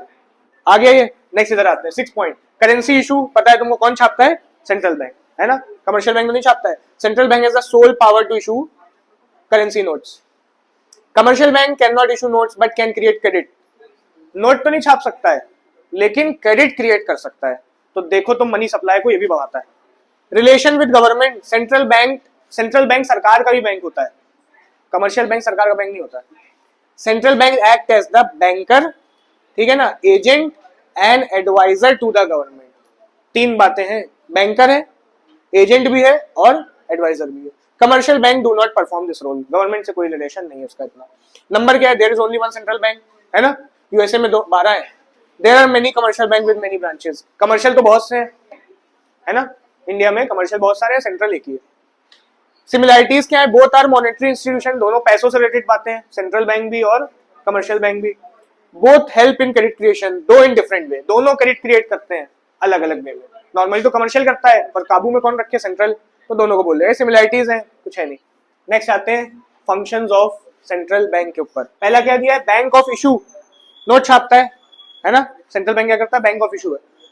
Central bank has the exclusive power to issue currency, note छापने की इसके पास एक्सक्लूसिव पावर है, ठीक। Making it the sole authority to create legal tender in the country, legal tender बनाने की अथॉरिटी है। लीगल टेंडर पता था मनी में कि भैया जो सेंट्रल बैंक ने नोट छाप दिया लीगल टेंडर है, कोई इनकार नहीं कर सकता, चलेगा मार्केट में भी। In India except for 1 rupee note issued by the government, 1 रुपए सरकार छापती है, ठीक है। All other notes are issued by the RBI, बाकी सब आरबीआई छापता है। The central bank maintains a separate issue department and must keep a minimum reserve of gold, ठीक है। कह रहे हैं सेंट्रल बैंक का एक पूरा डिपार्टमेंट है जो कि नोट छापता है, ठीक है। और नोट ऐसे ही ना छाप दे तो छोटा सा पोर्शन रखना पड़ता है गोल्ड का रिजर्व में, ऐसे तो जितने भी छाप दो, है ना। तो ऐसा नहीं है, थोड़ी सी लिमिटेशन है। कह रहे central bank maintain a separate issue department, note छापने एक डिपार्टमेंट है पूरा का पूरा। And must keep a minimum reserve of gold and foreign security to back the currency, note उतने ही छापेगा जिसका कुछ पोर्शन वो एज अ रिजर्व रखा हो, गोल्ड के फॉर्म में या फिर फॉरेन करेंसी के फॉर्म में। This monopoly brings several advantage, कह रहे जो मोनोपोली है इससे बहुत से फायदे होते हैं। पहला फायदा होता है it ensures uniformity and public trust in the country. Uniformity है, सारे नोट एक जैसे हैं, है ना, यूनिफॉर्मिटी है। It helps in controlling credit creation bye commercial bank, bank को काबू में भी रखता है कौन? Central bank. नोट किसने छापे हैं? आरबीआई ने, तो आरबीआई काबू में भी रख सकता है, ठीक है।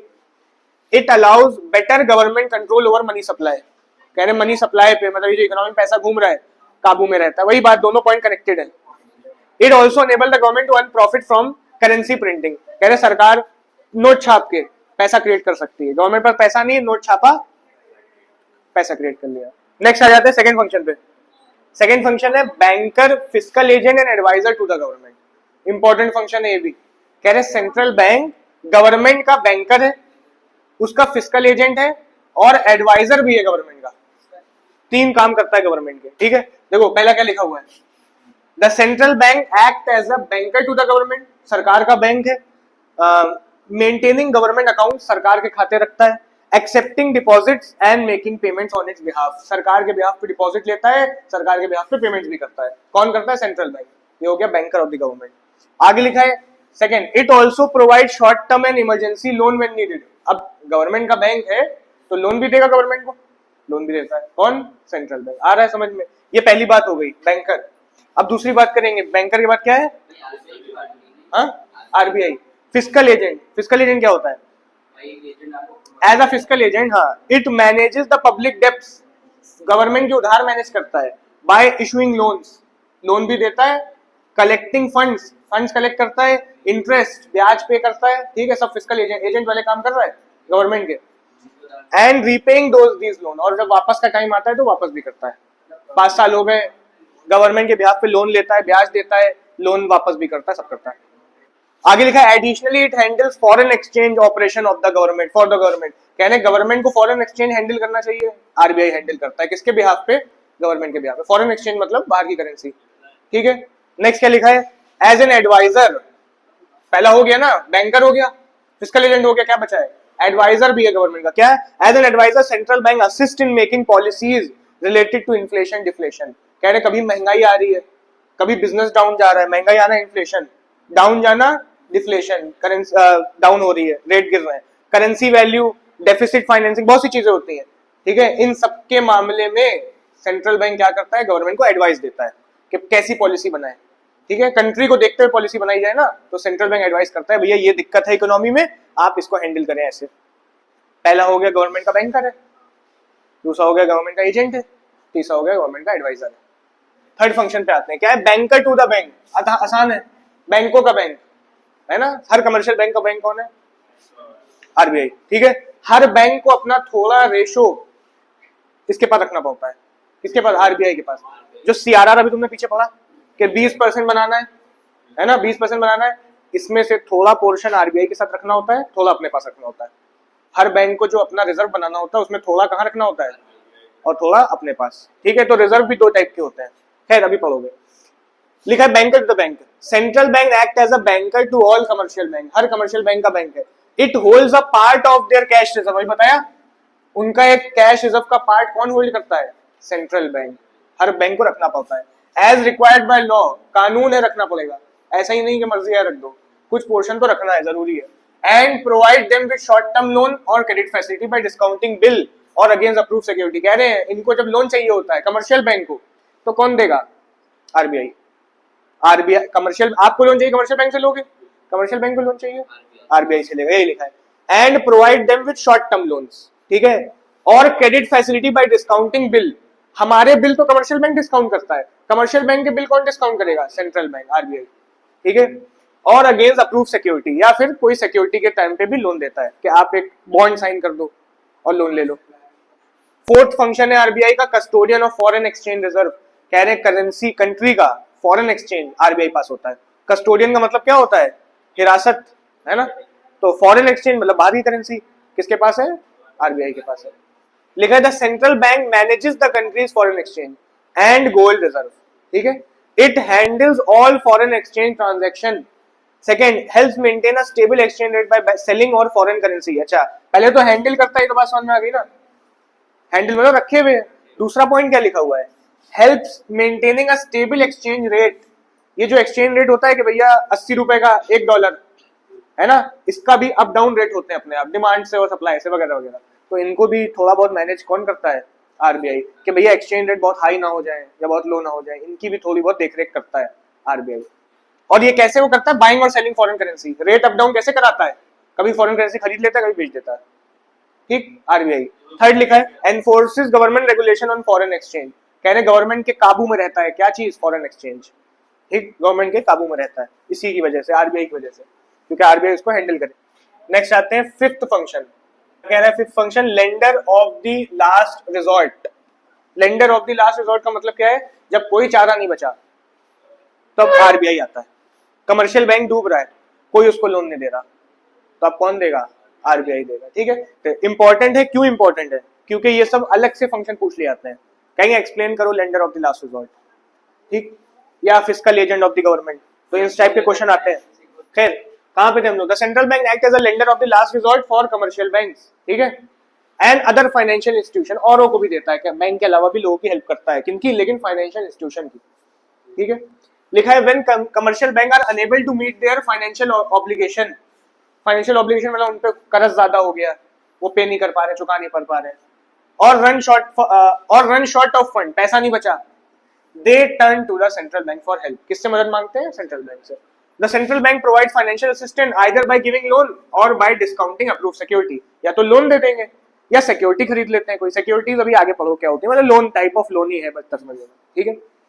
This function is very important specially during times of financial stress और इमरजेंसी। इमरजेंसी आ गई, पैसा नहीं है, तब यही फंक्शन काम में आता है। As it helps to prevent the collapse of the banking system. एक बैंक अगर कोलैप्स करा ना तो बड़ी दिक्कत आती है इकोनॉमी में। अभी तुम्हें पता चले एग्जाम्पल के एक बैंक यूनियन बैंक डाउन जा रहा है भैया, इनके पैसे नहीं है देने को, तो क्या होगा, आदमी हर कोई बैंक से पैसा निकालने लगेगा, सिर्फ यूनियन से नहीं बाकियों से भी निकालने लगेगा। होगा ऐसा कि भैया थोड़े से रखो 10,000 बस, सब निकाल लो, कर ले आओ। और सोचो एकदम से लोग पैसा निकालने लगे, रिजर्व CRR 20% बना के रखे, सब पैसे निकालने आ गए, क्या होगा? और वो पैसा इन्वेस्ट होगा कहीं ना कहीं, वहां से भी छूटेगा, तो बहुत भयंकर कोलैप्स आएगा, है ना। तो यही बता रहे हैं कि बचा सकता है RBI। By offering temporary support central bank ensures stability in the economy. और थोड़े टाइम के लिए सपोर्ट दे दिया, लोन वापस ले लिया बाद में, सब स्टेबल हो गया। Next 6 clearing house function of the commercial bank. Clearing house नाम से समझ में आ रहा है, एक कमर्शियल बैंक को दूसरे कमर्शियल बैंक को पैसे देने हैं, तो वो कैश ना देके दोनों का पैसा कहाँ रखा है? RBI में रखा है ना, दोनों का पैसा, दोनों कमर्शियल बैंक का, कहते हैं वही सेटल हो गया। क्लियरिंग हाउस फंक्शन कौन कर रहा है? ये सेंट्रल बैंक कर रहा है। The central bank also function as a clearing house for the settlement of mutual claim among the commercial bank. Commercial bank के आपस के कोई क्लेम है, इनकी सेटलमेंट में कौन हेल्प करता है? Central bank. Each day customer issue cheque drawn on different bank. हर दिन एक कस्टमर किसी दूसरे बैंक पे चेक लिख रहा है, ठीक है ना। हमने लिखा हमारा बैंक यूनियन है, हमने लिख दिया SBI पे। Creating the need for inter bank settlement. अब यूनियन को SBI से सेटलमेंट करना है, ठीक। Since all commercial bank keep a part of their reserve with the central bank, it becomes easy to settle this claim by adjusting their accounts. बस अपने account बदल लो कि मेरा पैसा अच्छा 2 लाख था, अब बचा 1,50,000, मेरा 50 वहां डाल दो, कहाँ? SBI वाले में। पैसे ट्रांसफर हो गए, ठीक है, बस एक अकाउंट, एक एंट्री करके हो गए। It becomes easy to settle those claim by adjusting account. This process is quick and avoid the need for physical cash transfer. आदमी को आना जाना नहीं पड़ेगा, है ना। किसी ऐसा नहीं होगा भैया आदमी भेजो वहां पैसे दिलवाओ, क्विकली ट्रांसफर हो गए पैसे यूनियन से SBI। Clearing house facility are provided by the central bank in major cities, saving time and reducing transaction cost. समय भी बच रहा है, पेट्रोल का पैसा भी बच रहा है ना। This system is crucial for the smooth functioning of the banking sector. Important function है, ये भी सेपरेट पूछा जाता है। नेक्स्ट पे आते हैं, कंट्रोलर ऑफ क्रेडिट। इंपॉर्टेंट, अभी चैप्टर इसी पे हो जाएगा, यही इसी कंट्रोल ऑफ क्रेडिट पे चैप्टर हो जाएगा, खत्म हो जाएगा। उधार को बनाता कौन है? कमर्शियल। क्रेडिट कंट्रोल कौन करता है? सेंट्रल। कमर्शियल तो बनाएगा उधार, कमर्शियल का काम पैसे कमाना, उधार देख कमाता है, तो कमर्शियल रुकेगा नहीं, कहेगा हम क्रेडिट क्रिएट करेंगे, लेकिन RBI कहेगा हम इसको कंट्रोल करेंगे, कंट्रोल ऑफ क्रेडिट। लेकिन one of the most important function of the central bank is to control the credit by commercial bank. कहने कमर्शियल बैंक जो उधार बनाता है उसको कंट्रोल करना होता है। Since credit forms a large part of total money supply, कहने मनी सप्लाई का मेन पार्ट तो उधार ही है। जो इकोनॉमी में पैसा नाच रहा है उसमें ज्यादातर पार्ट क्या है? उधार है, ठीक है। It is essential to regulate it for smooth functioning of the economy. कहने इसको कंट्रोल करना बहुत जरूरी है, मनी सप्लाई को या फिर क्रेडिट को कंट्रोल करना इंपॉर्टेंट है। The central bank uses different methods to control credit which are divided into 2 types. कह रहे हैं 2 तरीके के मेथड यूज करता है, ब्रॉडली 2 पार्ट में डिवाइडेड है। कौन यूज करता है? Central bank. जिसमें से पहला है क्वांटिटेटिव मेथड, ठीक है, और दूसरा है क्वालिटेटिव मेथड। क्वालिटेटिव मेथड, ठीक है, क्वांटिटेटिव, क्वालिटेटिव। क्वांटिटेटिव मेथड ऐसा होता है जो ओवरऑल असर डालता है, सब पूरे उधार पे असर पड़ेगा, ठीक है। क्वालिटेटिव ऐसा है जो किसी एक पर्टिकुलर फील्ड पे उधार असर डालेगा, जैसे हाउसिंग के लोन पे असर डाल दिया, बैंक के बाइक के लोन पे असर डाल दिया, बिजनेस के लोन पे असर डाल दिया। ये किस में आएगा? क्वालिटेटिव। ये किस पे आएगा? Overall. Quantitative method, these control the total volume of credit, total volume पे असर डाल देगा ये, by affecting its cost and availability, ठीक है। उधार की कॉस्ट पे, अवेलेबिलिटी पे असर डालता है। कंट्रोल होगा उधार, कंट्रोल होगा, ओवरऑल कंट्रोल होने लगेगा। ऐसी पॉलिसी निकालेगा RBI। क्या पॉलिसी? आगे पढ़ोगे। क्वालिटेटिव में ऐसी पॉलिसी निकालेगा जो एक सेक्टर पे काबू करेगी, एक पर्टिकुलर फील्ड पे काबू करेगी। These guide the use of credit for productive and priority sector of the economy। कह रहे हैं क्वालिटेटिव उधार ऐसा होता है जो कि गाइड करता है उधार को for productive and priority sector. उधार सिर्फ वहां जाए जहां जरूरत है, ठीक है, ऐसी जगह ना जाए जो फालतू है, ठीक। जैसे कार लोन चल रहे हैं बहुत, RBI ने देखा कार लोन रोकने भैया, तो सिलेक्टिव निकालेगा, वो क्वालिटेटिव मेजर निकालेगा। आ रहा है, ठीक है। प्रिवेंटिंग इट्स मिसयूज, ताकि मिसयूज ना हो। खैर, this credit control ensures economic stability and check inflation और डिफ्लेशन। बहुत इंपॉर्टेंट लिखा हुआ है। उधार को कंट्रोल आरबीआई क्यों करता है? इकोनॉमी के लिए। क्यों करेगा उधार कंट्रोल? इकोनॉमी के लिए। आरबीआई कंट्री के फायदे के लिए। तो अगर कभी कंट्री में इन्फ्लेशन आ रहा है, आगे इसी चैप्टर इस पे बात होगी काफी, ठीक है। अगर इन्फ्लेशन आ रहा है, इन्फ्लेशन का मतलब क्या है? महंगाई आ रही है, रेट बढ़ रहे हैं। रेट तब चीजों के बढ़ते हैं जब लोन ज्यादा जा रहा होता है, ठीक है। अगर लोन ज्यादा जा रहा है, चीजों के भाव बढ़ने लगेंगे, तो आरबीआई को कंट्रोल करना पड़ेगा। और अगर लोन डाउन जा रहा है तो फिर डिफ्लेशन आएगा, चीजें सस्ती होने लगेंगी। चीजें सस्ती होने का मतलब क्या है? बिजनेस भी डाउन जाने लगेगा। इसको भी कंट्रोल करना जरूरी है। एक मिनिमम लेवल स्टेबल चलना चाहिए, ना इन्फ्लेशन ना डिफ्लेशन। तो दोनों को काबू करने के लिए उधार से काबू होगा, ठीक है ना। इन्फ्लेशन तब आएगा जब लोन ज्यादा है, लोन ज्यादा है, बिजनेस ज्यादा हो रहा है, चीजें महंगी हो रही है। डिफ्लेशन तब आएगा जब लोन कम है, लोन कम है, बिजनेस कम हो रहा है, चीजें सस्ती हो रही है। दोनों को काबू करना जरूरी है। This credit control ensure economic stability, ना इन्फ्लेशन ना डिफ्लेशन, ठीक है। 8 फंक्शन क्या है? कह रहे promotional and development function. Read कर लेना, ज्यादा इंपॉर्टेंट में नहीं आते हैं, पूछे जा सकते हैं। लिखा in developing country the central bank also play a role in promoting and supporting economic growth.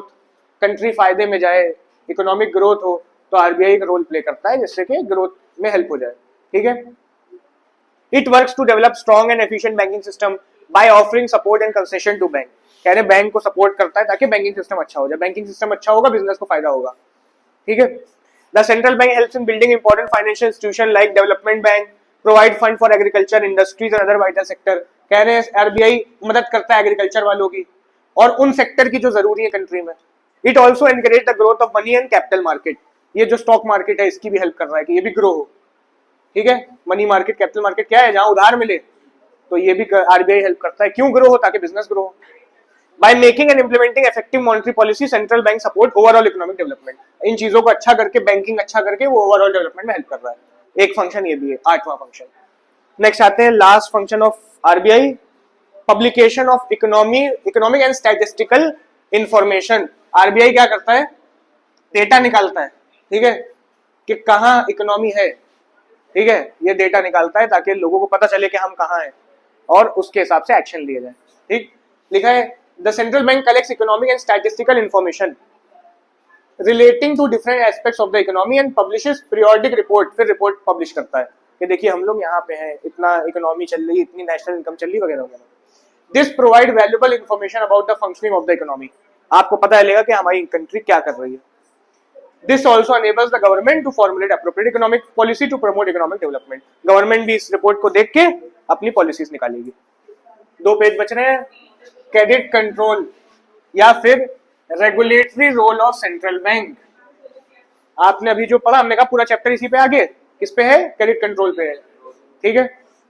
सबसे पहले क्रेडिट कंट्रोल या मॉनेटरी पॉलिसी, मीनिंग पूछी जाती है। सेंट्रल बैंक की मॉनेटरी पॉलिसी बताओ क्या होती है? यही काबू करना, उधार को काबू करना इकोनॉमी के फायदे के लिए, वो क्या है? मॉनेटरी पॉलिसी, ठीक है। क्या लिखा है? Monetary policy is the policy of the central bank to control and regulate the availability and flow of credit. कह रहे अवेलेबिलिटी और उधार का फ्लो कंट्रोल करता है with the public as well as the cost and use of money for achieving certain predetermined objective। कह रहे हैं ये काबू करता है किसको? क्रेडिट को। क्यों क्रेडिट को काबू करता है? ताकि इकोनॉमी को फायदा हो सके, ठीक है। Monetary policy the policy of central bank to control and regulate the availability and flow of credit. जो मार्केट में उधार घूम रहा है, इसका फ्लो जो हो रहा है, इसको काबू में रखा जाए, ठीक है। With the public as well as the cost. Public के साथ उधार किसको जाना? पब्लिक को। यहाँ पे एक सेंटेंस उन्होंने खत्म करा। आगे लिखा है as well as the cost. Cost मतलब ये जो इसका ब्याज होता है उसको भी काबू में रखता है, ठीक है। Cost of credit, cost of credit क्या है? कि आप उधार लेने गए, ब्याज 10%, 12%, 13%, इसको भी आरबीआई अपने काबू में रखता है, ठीक है। एंड यूज ऑफ मनी, और ये जो पैसा यूज होगा ये कहाँ यूज हो जाए? For achieving certain pre determined objective of the economy. कि गवर्नमेंट के कुछ ऑब्जेक्टिव होते हैं, मकसद होता है कि इकोनॉमी को यहाँ पहुंचाना है या वहां पहुंचाना है। इसको काबू में करने के लिए, यहाँ तक पहुंचने के लिए पैसा इस्तेमाल हो, ये भी कौन देखता है? आरबीआई। इधर कुछ रीड के लिए इन्होंने दिया हुआ है, लिखा है the main object of monetary policy include. कह रहे हैं इस मॉनेटरी पॉलिसी का क्या मकसद होता है? अभी मैंने बता ही दिया था कि इकोनॉमी अच्छी रहे, डेवलपमेंट हो, वगैरह वगैरह, ये तो मकसद होगा, है ना। क्या लिखा है? Main objective monetary policy include economic growth, price stability, full employment, सबके पास जॉब हो, रेट ऊपर डाउन ना हो, बैलेंस पेमेंट स्टेबल हो। ये आगे पढ़ोगे, अभी आगे चैप्टर है इस पे, तो जब सिलेबस कंप्लीट होगा तब अगर रीड करोगे तो ऐसा समझ में आने लगेगा।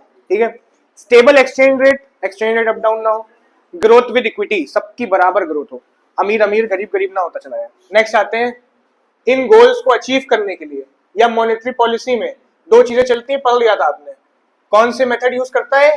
क्वांटिटेटिव, क्वालिटेटिव, पढ़ लिया था पीछे, वही है। ठीक है, to achieve this goal central bank uses two types of method, qualitative, qualitative. Quantitative में क्या आता है? Quantitative credit control method are used by the central bank to control the total amount and cost of credit in the economy. Overall पूरी economy में उधार और उसकी cost control करता है, किसके थ्रू? क्वांटिटेटिव के थ्रू। ठीक है, these method affects all sector equally, ये हर जगह असर डालते हैं, शुरुआत में बता दिया था हमने आपको। There is no discrimination between different area of economy, कोई डिस्क्रिमिनेशन नहीं है कि किसी फील्ड में उधार पे अलग असर पड़ रहा है, किसी फील्ड में अलग असर पड़ रहा है, ऐसा कुछ नहीं है, ओवरऑल असर पड़ रहा होता है। ठीक है, they are use to increase और decrease the overall bank credit in the country. Overall उधार बढ़ेगा, ओवरऑल उधार घटेगा, इनके थ्रू। तीन होते हैं इसके अंदर, रटे होने चाहिए। पहला होता है बैंक रेट, ठीक है, पहला क्या होता है? दूसरा होता है ओपन मार्केट ऑपरेशन, तीसरा होता है कैश रिजर्व रेशो। ये तीनों क्वांटिटेटिव मेजर्स हैं, तो इनके थ्रू वो देखना कैसे उधार को अप डाउन करेगा। Bank rate, changing interest rate, buying selling government securities, ये होता है सीआरआर। इन तीनों के थ्रू वो उधार कंट्रोल करेगा, कैसे करेगा अभी देखते हैं। दूसरा क्या आता है? क्वालिटेटिव या फिर सेलेक्टिव। क्या लिखा है? These method are used to control the use and direction of credit for specific purpose. बता दिया था हमने आपको, ये एक पर्टिकुलर एरिया पे ही असर डालता है। The aim is to stop credit from going to harmful and speculative activity. मकसद यही होता है कि कहीं गलत जगह ना जाए, इकोनॉमी को नुकसान पहुंचाने की तरफ लोन ना जाए, and guide it towards useful sector, और वही लोन यूजफुल हो जाए। जो लोन फालतू में कार लेने में जा रहा था वही एग्रीकल्चर की तरफ चला जाए। ठीक है, की टूल्स इंक्लूड, इनके टूल ये तीन थे। क्वालिटेटिव में ये रूल टूल्स हैं, regulation of consumer credit, margin requirement, credit rationing, direct action, moral suasion, publicity. सबको पढ़ोगे, इन सबको यूज करके देखना कैसे कंट्रोल करेगा उधार। ठीक है, these method help ensure the credit support that social and economic development of the country. इनके थ्रू वो एक क्रेडिट सपोर्ट लाता है इकोनॉमी में, स्टेबिलिटी लाता है इकोनॉमी में। क्वांटिटेटिव मेथड स्टार्ट हो रहे हैं। क्वांटिटेटिव में पहला था आपका बैंक रेट, है ना। बैंक रेट मतलब ब्याज का रेट। ठीक, इससे कैसे काबू में होगा? बहुत सिंपल सी बात है। सोचो अगर सेंट्रल बैंक बैंक रेट को अप करवा दे, ब्याज के रेट को ऊपर करवा दे, ठीक है, तो जब ब्याज के रेट को ऊपर कराएगा तो लोन आदमी क्या करेगा? कम लेगा। ठीक है ना, नहीं लेगा या कम लेगा, जिसको बहुत अर्जेंट हो वही लेगा। और बैंक के रेट को घटवा दे तो लोन भी बढ़ जाएगा। सिंपल, अगर हम यहाँ पे एरो डालें तो बैंक रेट बढ़ाना क्रेडिट को कम करना है, और बैंक रेट घटाना क्रेडिट को अप करना है। बैंक रेट मतलब ब्याज का रेट, इनवर्स। ब्याज का रेट ज्यादा होगा, उधार लोगे नहीं, कम लोगे या तो, है ना, यही है। लिखा है बैंक रेट और the discount rate is the minimum rate at which central bank gives loan and advances to the commercial bank. ये वो रेट है जिसमें सेंट्रल बैंक कमर्शियल को लोन देता है। अगर इस रेट को सेंट्रल ने अप डाउन करा तो कमर्शियल भी इसी रेट को अप डाउन करता है आगे। सेंट्रल अपने रेट को करता है, कमर्शियल अपने रेट को करता है। ठीक है ना। और rediscount approved securities of bill of exchange and the government securities held by the commercial bank. तुम ये हटा भी दोगे कोई दिक्कत नहीं है, बात वही लिखी हुई है। लोन देना या फिर rediscount the approved bill of exchange. Bill of exchange को रीडिस्काउंट करना मतलब वही डिस्काउंटिंग करना, लोन देना ही होता है। सेंट्रल बैंक कमर्शियल बैंक को लोन ही देता है इसके थ्रू भी, या फिर गवर्नमेंट सिक्योरिटीज के थ्रू लोन देता है। ये तीनों बातें लोन की लिखी है। तो इनके रेट को बैंक रेट बोला जाता है, जिस रेट पे सेंट्रल बैंक कमर्शियल बैंक को लोन देता है। Bank rate is the rate at which, simple बात फिर से लिखी, central bank lends the commercial bank. If central bank increase और decrease bank rate, commercial bank also does the same. ठीक है ना, अगर सेंट्रल बढ़ाए घटाएगा तो कमर्शियल को भी करना पड़ेगा। If bank rate increases borrowing becomes costlier, उधार महंगा हो जाएगा, which reduces credit and control inflation, जो उधार को कम कर देगा और इन्फ्लेशन को कंट्रोल करेगा, इन्फ्लेशन कंट्रोल करेगा। ठीक है ना, अगर उधार कम जा रहा है तो इन्फ्लेशन कंट्रोल में आएगा। If bank rate decreases borrowing becomes cheaper, सस्ती हो गई, विच इंक्रीजेस क्रेडिट, उधार को बढ़ा देगा। And boost economic activity, economic activity boost हो जाएगी। मतलब डिफ्लेशन के समय ये यूज होगा, इन्फ्लेशन के समय ये यूज होगा। In India the bank rate is mainly a signal now, repo rate is more actively use. कह रहे हैं अब ये इतना यूज नहीं होता है बैंक रेट, ये तो सिग्नल है, मतलब क्या इससे माना जाता है। नॉर्मली क्या यूज होता है, रेपो रेट, ठीक है ना, ये रेपो रेट पूछा जाएगा। ये रेपो रेट मतलब रीपर्चेज रेट, पढ़ोगे भी आगे दिया हुआ, ठीक है। नेक्स्ट आते हैं, रेपो रेट क्या होता है। रेपो रेट या फिर रीपर्चेज रेट, कह रहे हैं repo rate is the interest rate at which RBI gives short term loan to the commercial bank, ठीक है, वही है, सेम ही है। रेपो रेट क्या है, वो रेट जिसपे आरबीआई शॉर्ट टाइम का लोन देता है, किसको, कमर्शियल बैंक को। बैंक रेट भी तो यही था, ठीक है, लेकिन इसको रेपो रेट नाम से जाना जाता है क्योंकि इसको रीपर्चेज रेट बोलते हैं। RBI give the loan against government bonds, कह रहे हैं गवर्नमेंट के बॉन्ड्स पे लोन देता है। गवर्नमेंट का बॉन्ड क्या होगा, बस एक कह सकते हैं सिक्योरिटी। लोन जब सेंट्रल बैंक देता है, कहता है भैया एक सिक्योरिटी साइन कर दो, ठीक है, इसे क्या बोलते हैं, गवर्नमेंट बॉन्ड। मतलब एक पेपर होगा, कुछ नहीं, एक पेपर होगा, इस पे लोन का अमाउंट असाइन होगा, अग्रीमेंट कह सकते हो, ठीक है। देखा, RBI give this loan against government bonds which it by from bank, कहता है ये बॉन्ड हम तुमसे खरीद रहे हैं और पैसा तुम्हें दे रहे हैं, ठीक है। ये सेंट्रल है, ये कमर्शियल है, इनसे कहा ये बॉन्ड हमें दे दो और पैसा ले लो। सिर्फ ऐसे ही पैसा नहीं दिया, एक बॉन्ड खरीद लिया, एक एग्रीमेंट खरीद लिया, पैसा दे दिया with an agreement to sell them back. और agreement to sell them back का मतलब क्या है, भैया चुकाओगे भी तो वापस, है ना। ये अभी सेंट्रल बैंक ने खरीद लिया, लेकिन जब लोन की वापसी होगी तो सर्टिफिकेट रख लेना अपना, पैसे हमें दे देना। It is use to inject money into the banking system when needed. क्या हुआ, it is use to inject money into the banking system का मतलब क्या है, जब आरबीआई ने बॉन्ड खरीदा, पैसे कमर्शियल को दिए, तो पैसा इकोनॉमी में आ गया, और पैसा इकोनॉमी में आ गया का मतलब क्या है कि अब उधार बढ़ेगा, ऑब्वियस है। सेंट्रल कमर्शियल के पास पैसा आया तो कमर्शियल क्या करेगा, उधार दे देगा। तो कह रहे इंजेक्ट करता है, इससे इकोनॉमी में क्या होता होगा, कंट्रोल होता होगा। क्या कंट्रोल होता होगा, डिफ्लेशन, उधार ज्यादा जाता होगा। अब बढ़ाने को एरो बना दिए, when RBI increases repo rate, जब रेपो रेट को बढ़ाएगा, बोरोइंग बिकम्स एक्सपेंसिव, है ना, उधार लेना मुश्किल हो जाएगा। सेम ही है, सेम ही है। Bank gives fewer loan, bank कम लोन देगा लोगों को। मनी सप्लाई डिक्रीजेस, मार्केट में मनी सप्लाई डाउन हो जाएगी। हेल्प कंट्रोल इन्फ्लेशन, क्या कंट्रोल होगा, inflation. Second, when RBI reduces repo rate गिरा दिया, बोरोइंग बिकम्स चीपर, सस्ती हो गई। Bank lends more to the business and people, अब ज्यादा उधार दिया जाएगा, ठीक है। Money supply increases, help boost growth and demand, increase deflation control. एक और टॉपिक होता है छोटा सा, रिवर्स रेपो रेट, इसका उल्टा। ये क्या था, ब्याज जो सेंट्रल बैंक कमर्शियल को लोन देता है, ये क्या होगा, जो कमर्शियल सेंट्रल को लोन देता है उसका रेट, कभी कभी कमर्शियल से भी लोन ले लेता है, ठीक है। Reserve repo rate is the interest rate at which RBI borrow money from bank for short period. कह रहे आरबीआई जो उधार लेता है उसका ब्याज रेट भी आरबीआई डिसाइड करता है, उसे बोलते हैं क्या, रिवर्स रेपो रेट, ठीक है। RBI does this by selling government bonds to the bank.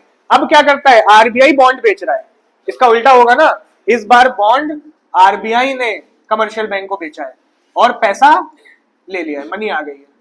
तो इससे क्या होगा, इससे इनके पास पैसा कम हो जाएगा उधार देने के लिए, पैसा आ गया किसके पास, bank use this to park extra fund safely with RBI and interest. इससे क्या होगा, बैंक अपना पैसा आरबीआई को दे देगा और उस पर ब्याज कमाएगा आरबीआई से। पब्लिक के पास पैसा गया, नहीं गया, ठीक है। खैर ये मीनिंग में है, इसको ज्यादा नहीं बताना है, मेन ये आना चाहिए। नेक्स्ट दिया है क्या, open market operation. Open market operation मतलब means the buying and selling of government security like bonds by the central bank. Central bank क्या करता है, गवर्नमेंट की सिक्योरिटीज को बेचता है और खरीदता है, ठीक है। लिखा है in the open market, market में बेच देता है, बैंकों को भी बेच सकता है, पब्लिक को भी बेच सकता है, ठीक। क्या करता है, सेंट्रल बैंक गवर्नमेंट की सिक्योरिटीज को बेचता है या फिर खरीदता है। मतलब क्या है, it is use to control the amount of credit, ये भी उधार को कंट्रोल करता है, ठीक है। कैसे कंट्रोल करता है, when RBI sells government security, जब आरबीआई गवर्नमेंट सिक्योरिटी को बेचता है, तो बेचा तो सिक्योरिटी चली गई पब्लिक के पास, पैसा आ गया किसके पास, आरबीआई के पास। इकोनॉमी से पैसा कम हो गया, है ना, रिड्यूसेस द क्रेडिट, उधार कम हो गया। मार्केट से पैसा कम होने का मतलब क्या है, उधार भी कम हो गया होगा। आ रहा है समझ में ये। People bank buy these by paying from their bank account, लोग पैसा दे देते हैं आरबीआई को, कैसे देते हैं, बैंक अकाउंट से, ठीक है। This reduce the cash available with the commercial bank, commercial bank का पैसा कम हो जाता है। With less cash bank reduce lending, उधार भी कम हो जाता है। ठीक है, रिजल्ट क्या हुआ? Money supply falls, help control inflation. Money supply down चली गई, इन्फ्लेशन कंट्रोल में आ गया। लिखा है when RBI buys government security, अब दूसरा काम करता है, ये तो बेचे थे, यहां पे खरीद लेता है। अब खरीदने का मतलब क्या है? पैसा किसके पास आ गया? लोगों पास। और लोगों पास पैसा आया, बैंक में पैसा आया, या बैंक के पास आ गया, ऐसे समझ लो। नॉर्मली लोगों से नहीं, बैंक से खरीदता बेचता है। बैंक के पास पैसा आ गया, बैंक के पास पैसा ज्यादा, उधार ज्यादा बनेगा, डिफ्लेशन कंट्रोल होगा, इकोनॉमी बूस्ट होगी, यही लिखा होगा। RBI pays money to the bank and the public, this increase cash reserve of commercial bank. ठीक है ना, with more cash bank give more loan, ज्यादा कैश होगा ज्यादा लोन देगा। रिजल्ट क्या होगा? Money supply rises, help boost the economy during recession. Down जा रहा था, अप हो जाएगा। पूछना है इसमें कुछ? थर्ड था, लास्ट बचा है क्वांटिटेटिव का, कैश रिजर्व रेशो। बहुत आसान है ना? कैश रिजर्व रेशो पता है सबको, जो कमर्शियल बैंक सेंट्रल बैंक के पास रखता है, थोड़ा अपने पास भी रखता है, लेकिन ये कितना रखना है कौन फिक्स करता है? आरबीआई। ठीक है, क्या लिखा है? CRR is the minimum percentage of total deposit that commercial bank must keep with RBI in cash। ये वो पैसा है जो आरबीआई के पास रखना ही रखना है। Bank can not use this cash for giving loan, उधार नहीं दे सकते इस पैसे से, ये रखना पड़ेगा। It controls how much money bank can lend, इससे कंट्रोल होता है कि कितना पैसा बैंक उधार दे सकता है। कैसे कंट्रोल होता है? इफ आरबीआई इंक्रीजेस सीआरआर, जाहिर सी बात है, सीआरआर अगर बढ़ेगा तो क्रेडिट क्रिएशन क्या हो जाएगा? डाउन हो जाएगा, लोन कम हो जाएगा, ऑब्वियस है। रेशो बचा के ज्यादा रखना है, उधार कम दे पाओगे। Bank have to keep more money with RBI, they have less money to lend, उधार देने के लिए कम है। लेस क्रेडिट कंट्रोल्स इन्फ्लेशन, उधार कम तो इन्फ्लेशन पे काबू आएगा। ठीक है, if RBI reduces CRR, reserve ratio कम कर दिया, उधार देने को पैसा ज्यादा है। Bank keep less money with RBI, more money to lend, है ना, more credit, boost economic growth, कोई दिक्कत? नेक्स्ट क्या बचा है? अब इसमें देखो इन्होंने स्टैट्यूटरी लिक्विड रेशो ही बता दिया गया है। सीआरआर में दो होते हैं, बताया था, एक पैसा जो अपने पास रखता है, एक पैसा जो कहां रखता है? आरबीआई के पास। तो सीआरआर वो पैसा है जो आरबीआई पास रखना होता है, ये आरबीआई के पास रखना होता है। अपने पास जो रखता है उसको हम लोग इंक्लूड उसी में करे ले रहे थे, स्टैट्यूटरी लिक्विड रेशो बोलते हैं, एसएलआर। हाँ, जो अपने पास रखता है उसे स्टैट्यूटरी लिक्विड रेशो, और जो सेंट्रल बैंक के पास रखता है उसे कैश रिजर्व रेशो। ठीक है, क्या लिखा है? SLR is the percentage of deposit that bank must keep with themselves, अपने पास रखना है, in the form of cash, gold और गवर्नमेंट सिक्योरिटी। कैश के फॉर्म में भी रख सकते हैं, गोल्ड के फॉर्म में भी रख सकते हैं, और गवर्नमेंट सिक्योरिटी फॉर्म में रख सकते हैं कि लोग विड्रॉ करने आएंगे। SLR ensures bank have enough liquidity to meet demand and also control lending power. ठीक है, अब देखो स्टैट्यूटरी लिक्विड रेशो या कैश रिजर्व रेशो, सेम ही ट्रीटमेंट रहेगा। अगर सीआरआर बढ़ाया जाएगा लोन कम जाएगा, तो अगर एसएलआर बढ़ाया जाएगा तब भी लोन सेम ही है, कोई अलग नहीं है। तो higher SLR less lending, controls inflation, lower SLR more lending, boost economy. ठीक है, तो ये दोनों को इसने एक ही में समझा दिया। ये कौन से मेथड खत्म हुए? क्वांटिटेटिव। नेक्स्ट आते हैं किस पे? क्वालिटेटिव बचे थे, चैप्टर खत्म हो जाएगा। क्वालिटेटिव में इनको सेलेक्टिव नाम भी दिया जाता है। ठीक है, और सिंपल है। पहला क्या था? Regulation of consumer credit. Consumer credit मतलब जो उधार कस्टमर कंज्यूमर्स लेते हैं उनको रेगुलेट करेगा। रेगुलेट मतलब कंट्रोल करेगा। कैसे? This controls how much loan consumer can take to buy costly item like car, TV, laptop और ईएमआई इंस्टॉलमेंट। इन चीजों पे कंट्रोल लाता है कौन? आरबीआई। ठीक है, महंगी चीजें खरीदने पे। People make a down payment, पहले तो एक डाउन पेमेंट करना होता है लोगों को, और फिर टेक रेस्ट एज लोन। बाकी जो किस्तें बनती हैं वो क्या होती हैं? वो लोन होती हैं। RBI can control the down payment amount. अब आरबीआई कह दे भैया डाउन पेमेंट जो लेना वो आप कम से कम 50,000 लेना, ठीक है, और हो सकता है कम करवा दे। अगर उसको लोन बढ़वाना है तो कम करवा सकता है, लोन घटवाना है तो बढ़ा सकता है। द इंटरेस्ट रेट, ब्याज का रेट, ये तो बहुत इंपॉर्टेंट है। ईएमआई पे ज्यादा ब्याज लगवा दे या कम लगवा दे। नंबर ऑफ ईएमआईज, अगर नंबर ऑफ ईएमआई ज्यादा होंगी तो लोन एनकरेज होगा, नंबर ऑफ ईएमआई कम होंगी तो लोन डिस्करेज होगा। सिंपल है एकदम, है ना। द रीपेमेंट पीरियड, 3 साल में पैसा देना, 1 साल में देना, 2 साल में देना है। ज्यादा समय दोगे ज्यादा लोन जाएगा, कम समय दोगे कम लोन जाएगा। To reduce credit, RBI can increase the down payment. सही है, उधार बढ़ाने के लिए डाउन पेमेंट रिड्यूस करने के लिए, उधार कम करने के लिए डाउन पेमेंट बढ़ा दिया जाएगा। Shorten the loan period, loan का पीरियड कम कर दिया जाएगा, ईएमआई जल्दी भरनी है। कनेक्ट हो रहा है ये पॉइंट। टू इंक्रीज क्रेडिट, बढ़ाने के लिए क्या करेगा? Down payment, reduce down payment. समय भी ज्यादा देगा, allow more time to repay. हो गया, ये खत्म हो गया क्या, regulation of consumer credit. Next आते हैं regulation of margin requirement. Margin requirement क्या होता है, पता है किसी को? मार्जिन ये होता है कि आप जब लोन लेने जाओगे तो आपसे सिक्योरिटी लेगा। 1 लाख का लोन लोगे तो सिक्योरिटी कुछ बढ़ी लेगा, बढ़ती लेगा। तो अगर आरबीआई सिक्योरिटी का अमाउंट बढ़ा दे कि भैया दुगनी सिक्योरिटी लेना, 1 लाख के लोन में 2 लाख की सिक्योरिटी, तो लोन डिस्करेज हो जाएंगे। और आरबीआई सिक्योरिटी कम कर दे, अच्छा 1 लाख का लोन देना है, 1,20,000 की सिक्योरिटी लेना बस, तो लोन एनकरेज हो जाएंगे। होगा ऐसा? यही है इसके अंदर। When a bank give loan against security, example gold share वगैरह, they don't give full value of the security. ऐसा नहीं होता 1 लाख की सिक्योरिटी पूरा पूरा लोन 1 लाख मिल जाए। The difference is called margin. इसी डिफरेंस को क्या बोलते हैं हम लोग? मार्जिन, गैप, है ना। For example if a security is worth 1 lakh, 1 lakh की सिक्योरिटी है, and the bank gives a loan of 90,000, loan कितने का दे रहा है? 90,000 रुपए का। द मार्जिन इज 10%, 10% मार्जिन है। RBI can reduce margin to increase credit availability, increase margin to reduce credit and control inflation। आ गया ये, तो 2 हो गए, ठीक है। थर्ड पे आते हैं, क्रेडिट राशनिंग। क्रेडिट राशनिंग का मतलब होता है कि एक अपर लिमिट लगा देना कि भैया कार लेनी इससे ज्यादा लोन नहीं मिलेगा, घर लेना इससे ज्यादा लोन नहीं मिलेगा। उधार कंट्रोल होगा? होगा। लिखा है आरबीआई पुट्स अ लिमिट और ceiling on how much loan bank can give overall for a specific use, ठीक है।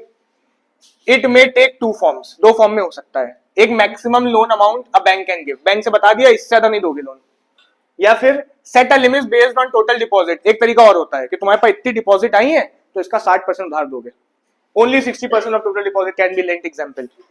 तो क्रेडिट राशनिंग मतलब बताया जा रहा है कि भैया इससे ज्यादा ना देना, ठीक है। सेलेक्टिव चीजों पे सेलेक्टिव मेजर चल रहे हैं, ऑब्वियस है। This help RBI control the credit supply during inflation और शॉर्टेज, ठीक है। इनके समय कंट्रोल हो जाता है इससे कि इससे ज्यादा उधार ना देना, तो मतलब ऑब्वियस हो गया उधार जाएगा नहीं उससे ज्यादा मार्केट में, तो इन्फ्लेशन काबू में आएगा। नेक्स्ट क्या है? Direct action. डायरेक्ट एक्शन मतलब होता है किसी के खिलाफ, किसी कमर्शियल बैंक के खिलाफ आरबीआई ने स्ट्रिक्ट एक्शन ले लिया, लेकिन ये तभी लेता है जब बात नहीं सुन रहा हो कमर्शियल बैंक, वरना नहीं लेगा। तो लिखा है RBI can take action against bank not following its rule, ठीक है। For example stop giving loan और रीफाइनेंसिंग टू सच बैंक, कह रहे बैंक से हमें मतलब नहीं है, मेरी बात नहीं सुन रहा। Charge extra interest, penal rate, penalty लगा दी। It is use only bank that disobey policy, not all bank, सबके साथ नहीं होता है, सिर्फ उसके साथ जो बात नहीं सुन रहा है। नेक्स्ट आता है तुम्हारा मॉरल सुएजन, है ना। मॉरल सुएजन में क्या होगा? नाम समझ में आ रहा है, मॉरल सुएजन, कुछ समझाया बुझाया जा रहा है ना। आरबीआई बिठा लेगा, सबको समझाएगा कमर्शियल बैंक को, भैया इन्फ्लेशन आ रहा है, लोन रोका जाए, ठीक है। सिर्फ एक मॉरल सुएजन, तो कमर्शियल बैंक अपने आप से एक्शन लेगा, बात मान के सोच समझ के कमर्शियल बैंक अपने आप से लोन कम या ज्यादा करेगा रिक्वायरमेंट के साथ है। Moral suasion means using request, advice और जेंटल प्रेशर, नॉट फोर्स और रूल। कोई रूल नहीं निकाला गया है by the RBI to make commercial bank follow certain policy, ठीक है। It is a soft method, no penalties, only influence and discussion, सिर्फ डिस्कशन होता है, ठीक। How it works? RBI hold meeting with the heads of the bank, meeting एक करेगा, उसी में समझाया बुझाएगा। RBI explain why a certain policy is important, बताएगा क्यों जरूरी है भैया इन्फ्लेशन रोकना है वगैरह वगैरह। It request bank to avoid giving loan for speculation, कहेंगे भैया उन लोग को लोन मत दो जो शेयर में पैसा लगाते हैं और उसको महंगा होते ही बेच देते हैं, स्पेकुलेशन में मत दो, ठीक है। कंट्रोल लेंडिंग ड्यूरिंग इन्फ्लेशन, अगर इन्फ्लेशन चल रहा हो तब मत लोन दो, ये सब समझाया बुझाया जा रहा है। फॉलो करे ना करे वो कमर्शियल बैंक के ऊपर है, इसीलिए मॉरल सुएजन बोलते हैं इसको। Increase lending during slow down, जब देखो बिजनेस डाउन है तो उधार ज्यादा दो। Bank usually respect RBI advice since RBI is the leader of the banking system, तो एडवाइस मान के काम हो जाता है। लास्ट बचा है पब्लिसिटी। पब्लिसिटी भी वैसा ही है मॉरल सुएजन की तरह, लेकिन publicity is another method of selective control, selective credit control. Central bank express it's view about the conditions prevailing in the economy, अपने व्यूज बताता है कि इकोनॉमी में क्या चल रहा है, मनी सप्लाई ऊपर जा रही है नीचे जा रही है, to money supply prices, production, employment etcetera, to put moral pressure. वही बात है, पब्लिसिटी मतलब रिपोर्ट्स निकाल रहा है आरबीआई कि भैया ये परेशानी है, इसको सुधारा जाए, ठीक है। It may put forward it's view by using facts and figures रखी जाएंगी सामने, देखिए ये पहले 50% था, अब 60% इन्फ्लेशन आ गया है, जो भी है, ठीक है। Through the media of publicity, central bank uses this method both for influencing credit policy of the commercial bank as well as to influence the public opinion. इससे दोनों को फर्क पड़ रहा है, ये सुएजन सिर्फ कमर्शियल बैंक के लिए था, इससे क्या हो रहा है, कमर्शियल बैंक को भी पता चल रहा है और लोगों को, पब्लिक को भी पता चल रहा है, पब्लिसिटी हो रही है, क्योंकि ओवरऑल सबको बता रहा है आरबीआई की ये दिक्कत है। इसमें सिर्फ किसको बता रहा था? सिर्फ कमर्शियल को बता रहा है। पब्लिसिटी में किसको बता रहा है? पूरी रिपोर्ट्स निकाल रहा है, फिगर्स निकाल रहा है, किसको बता रहा है? आरबीआई कमर्शियल बैंक के साथ साथ पब्लिक को भी इन्फॉर्म कर रहा है कि ये प्रॉब्लम्स है। ठीक है, ये चैप्टर खत्म हो गया।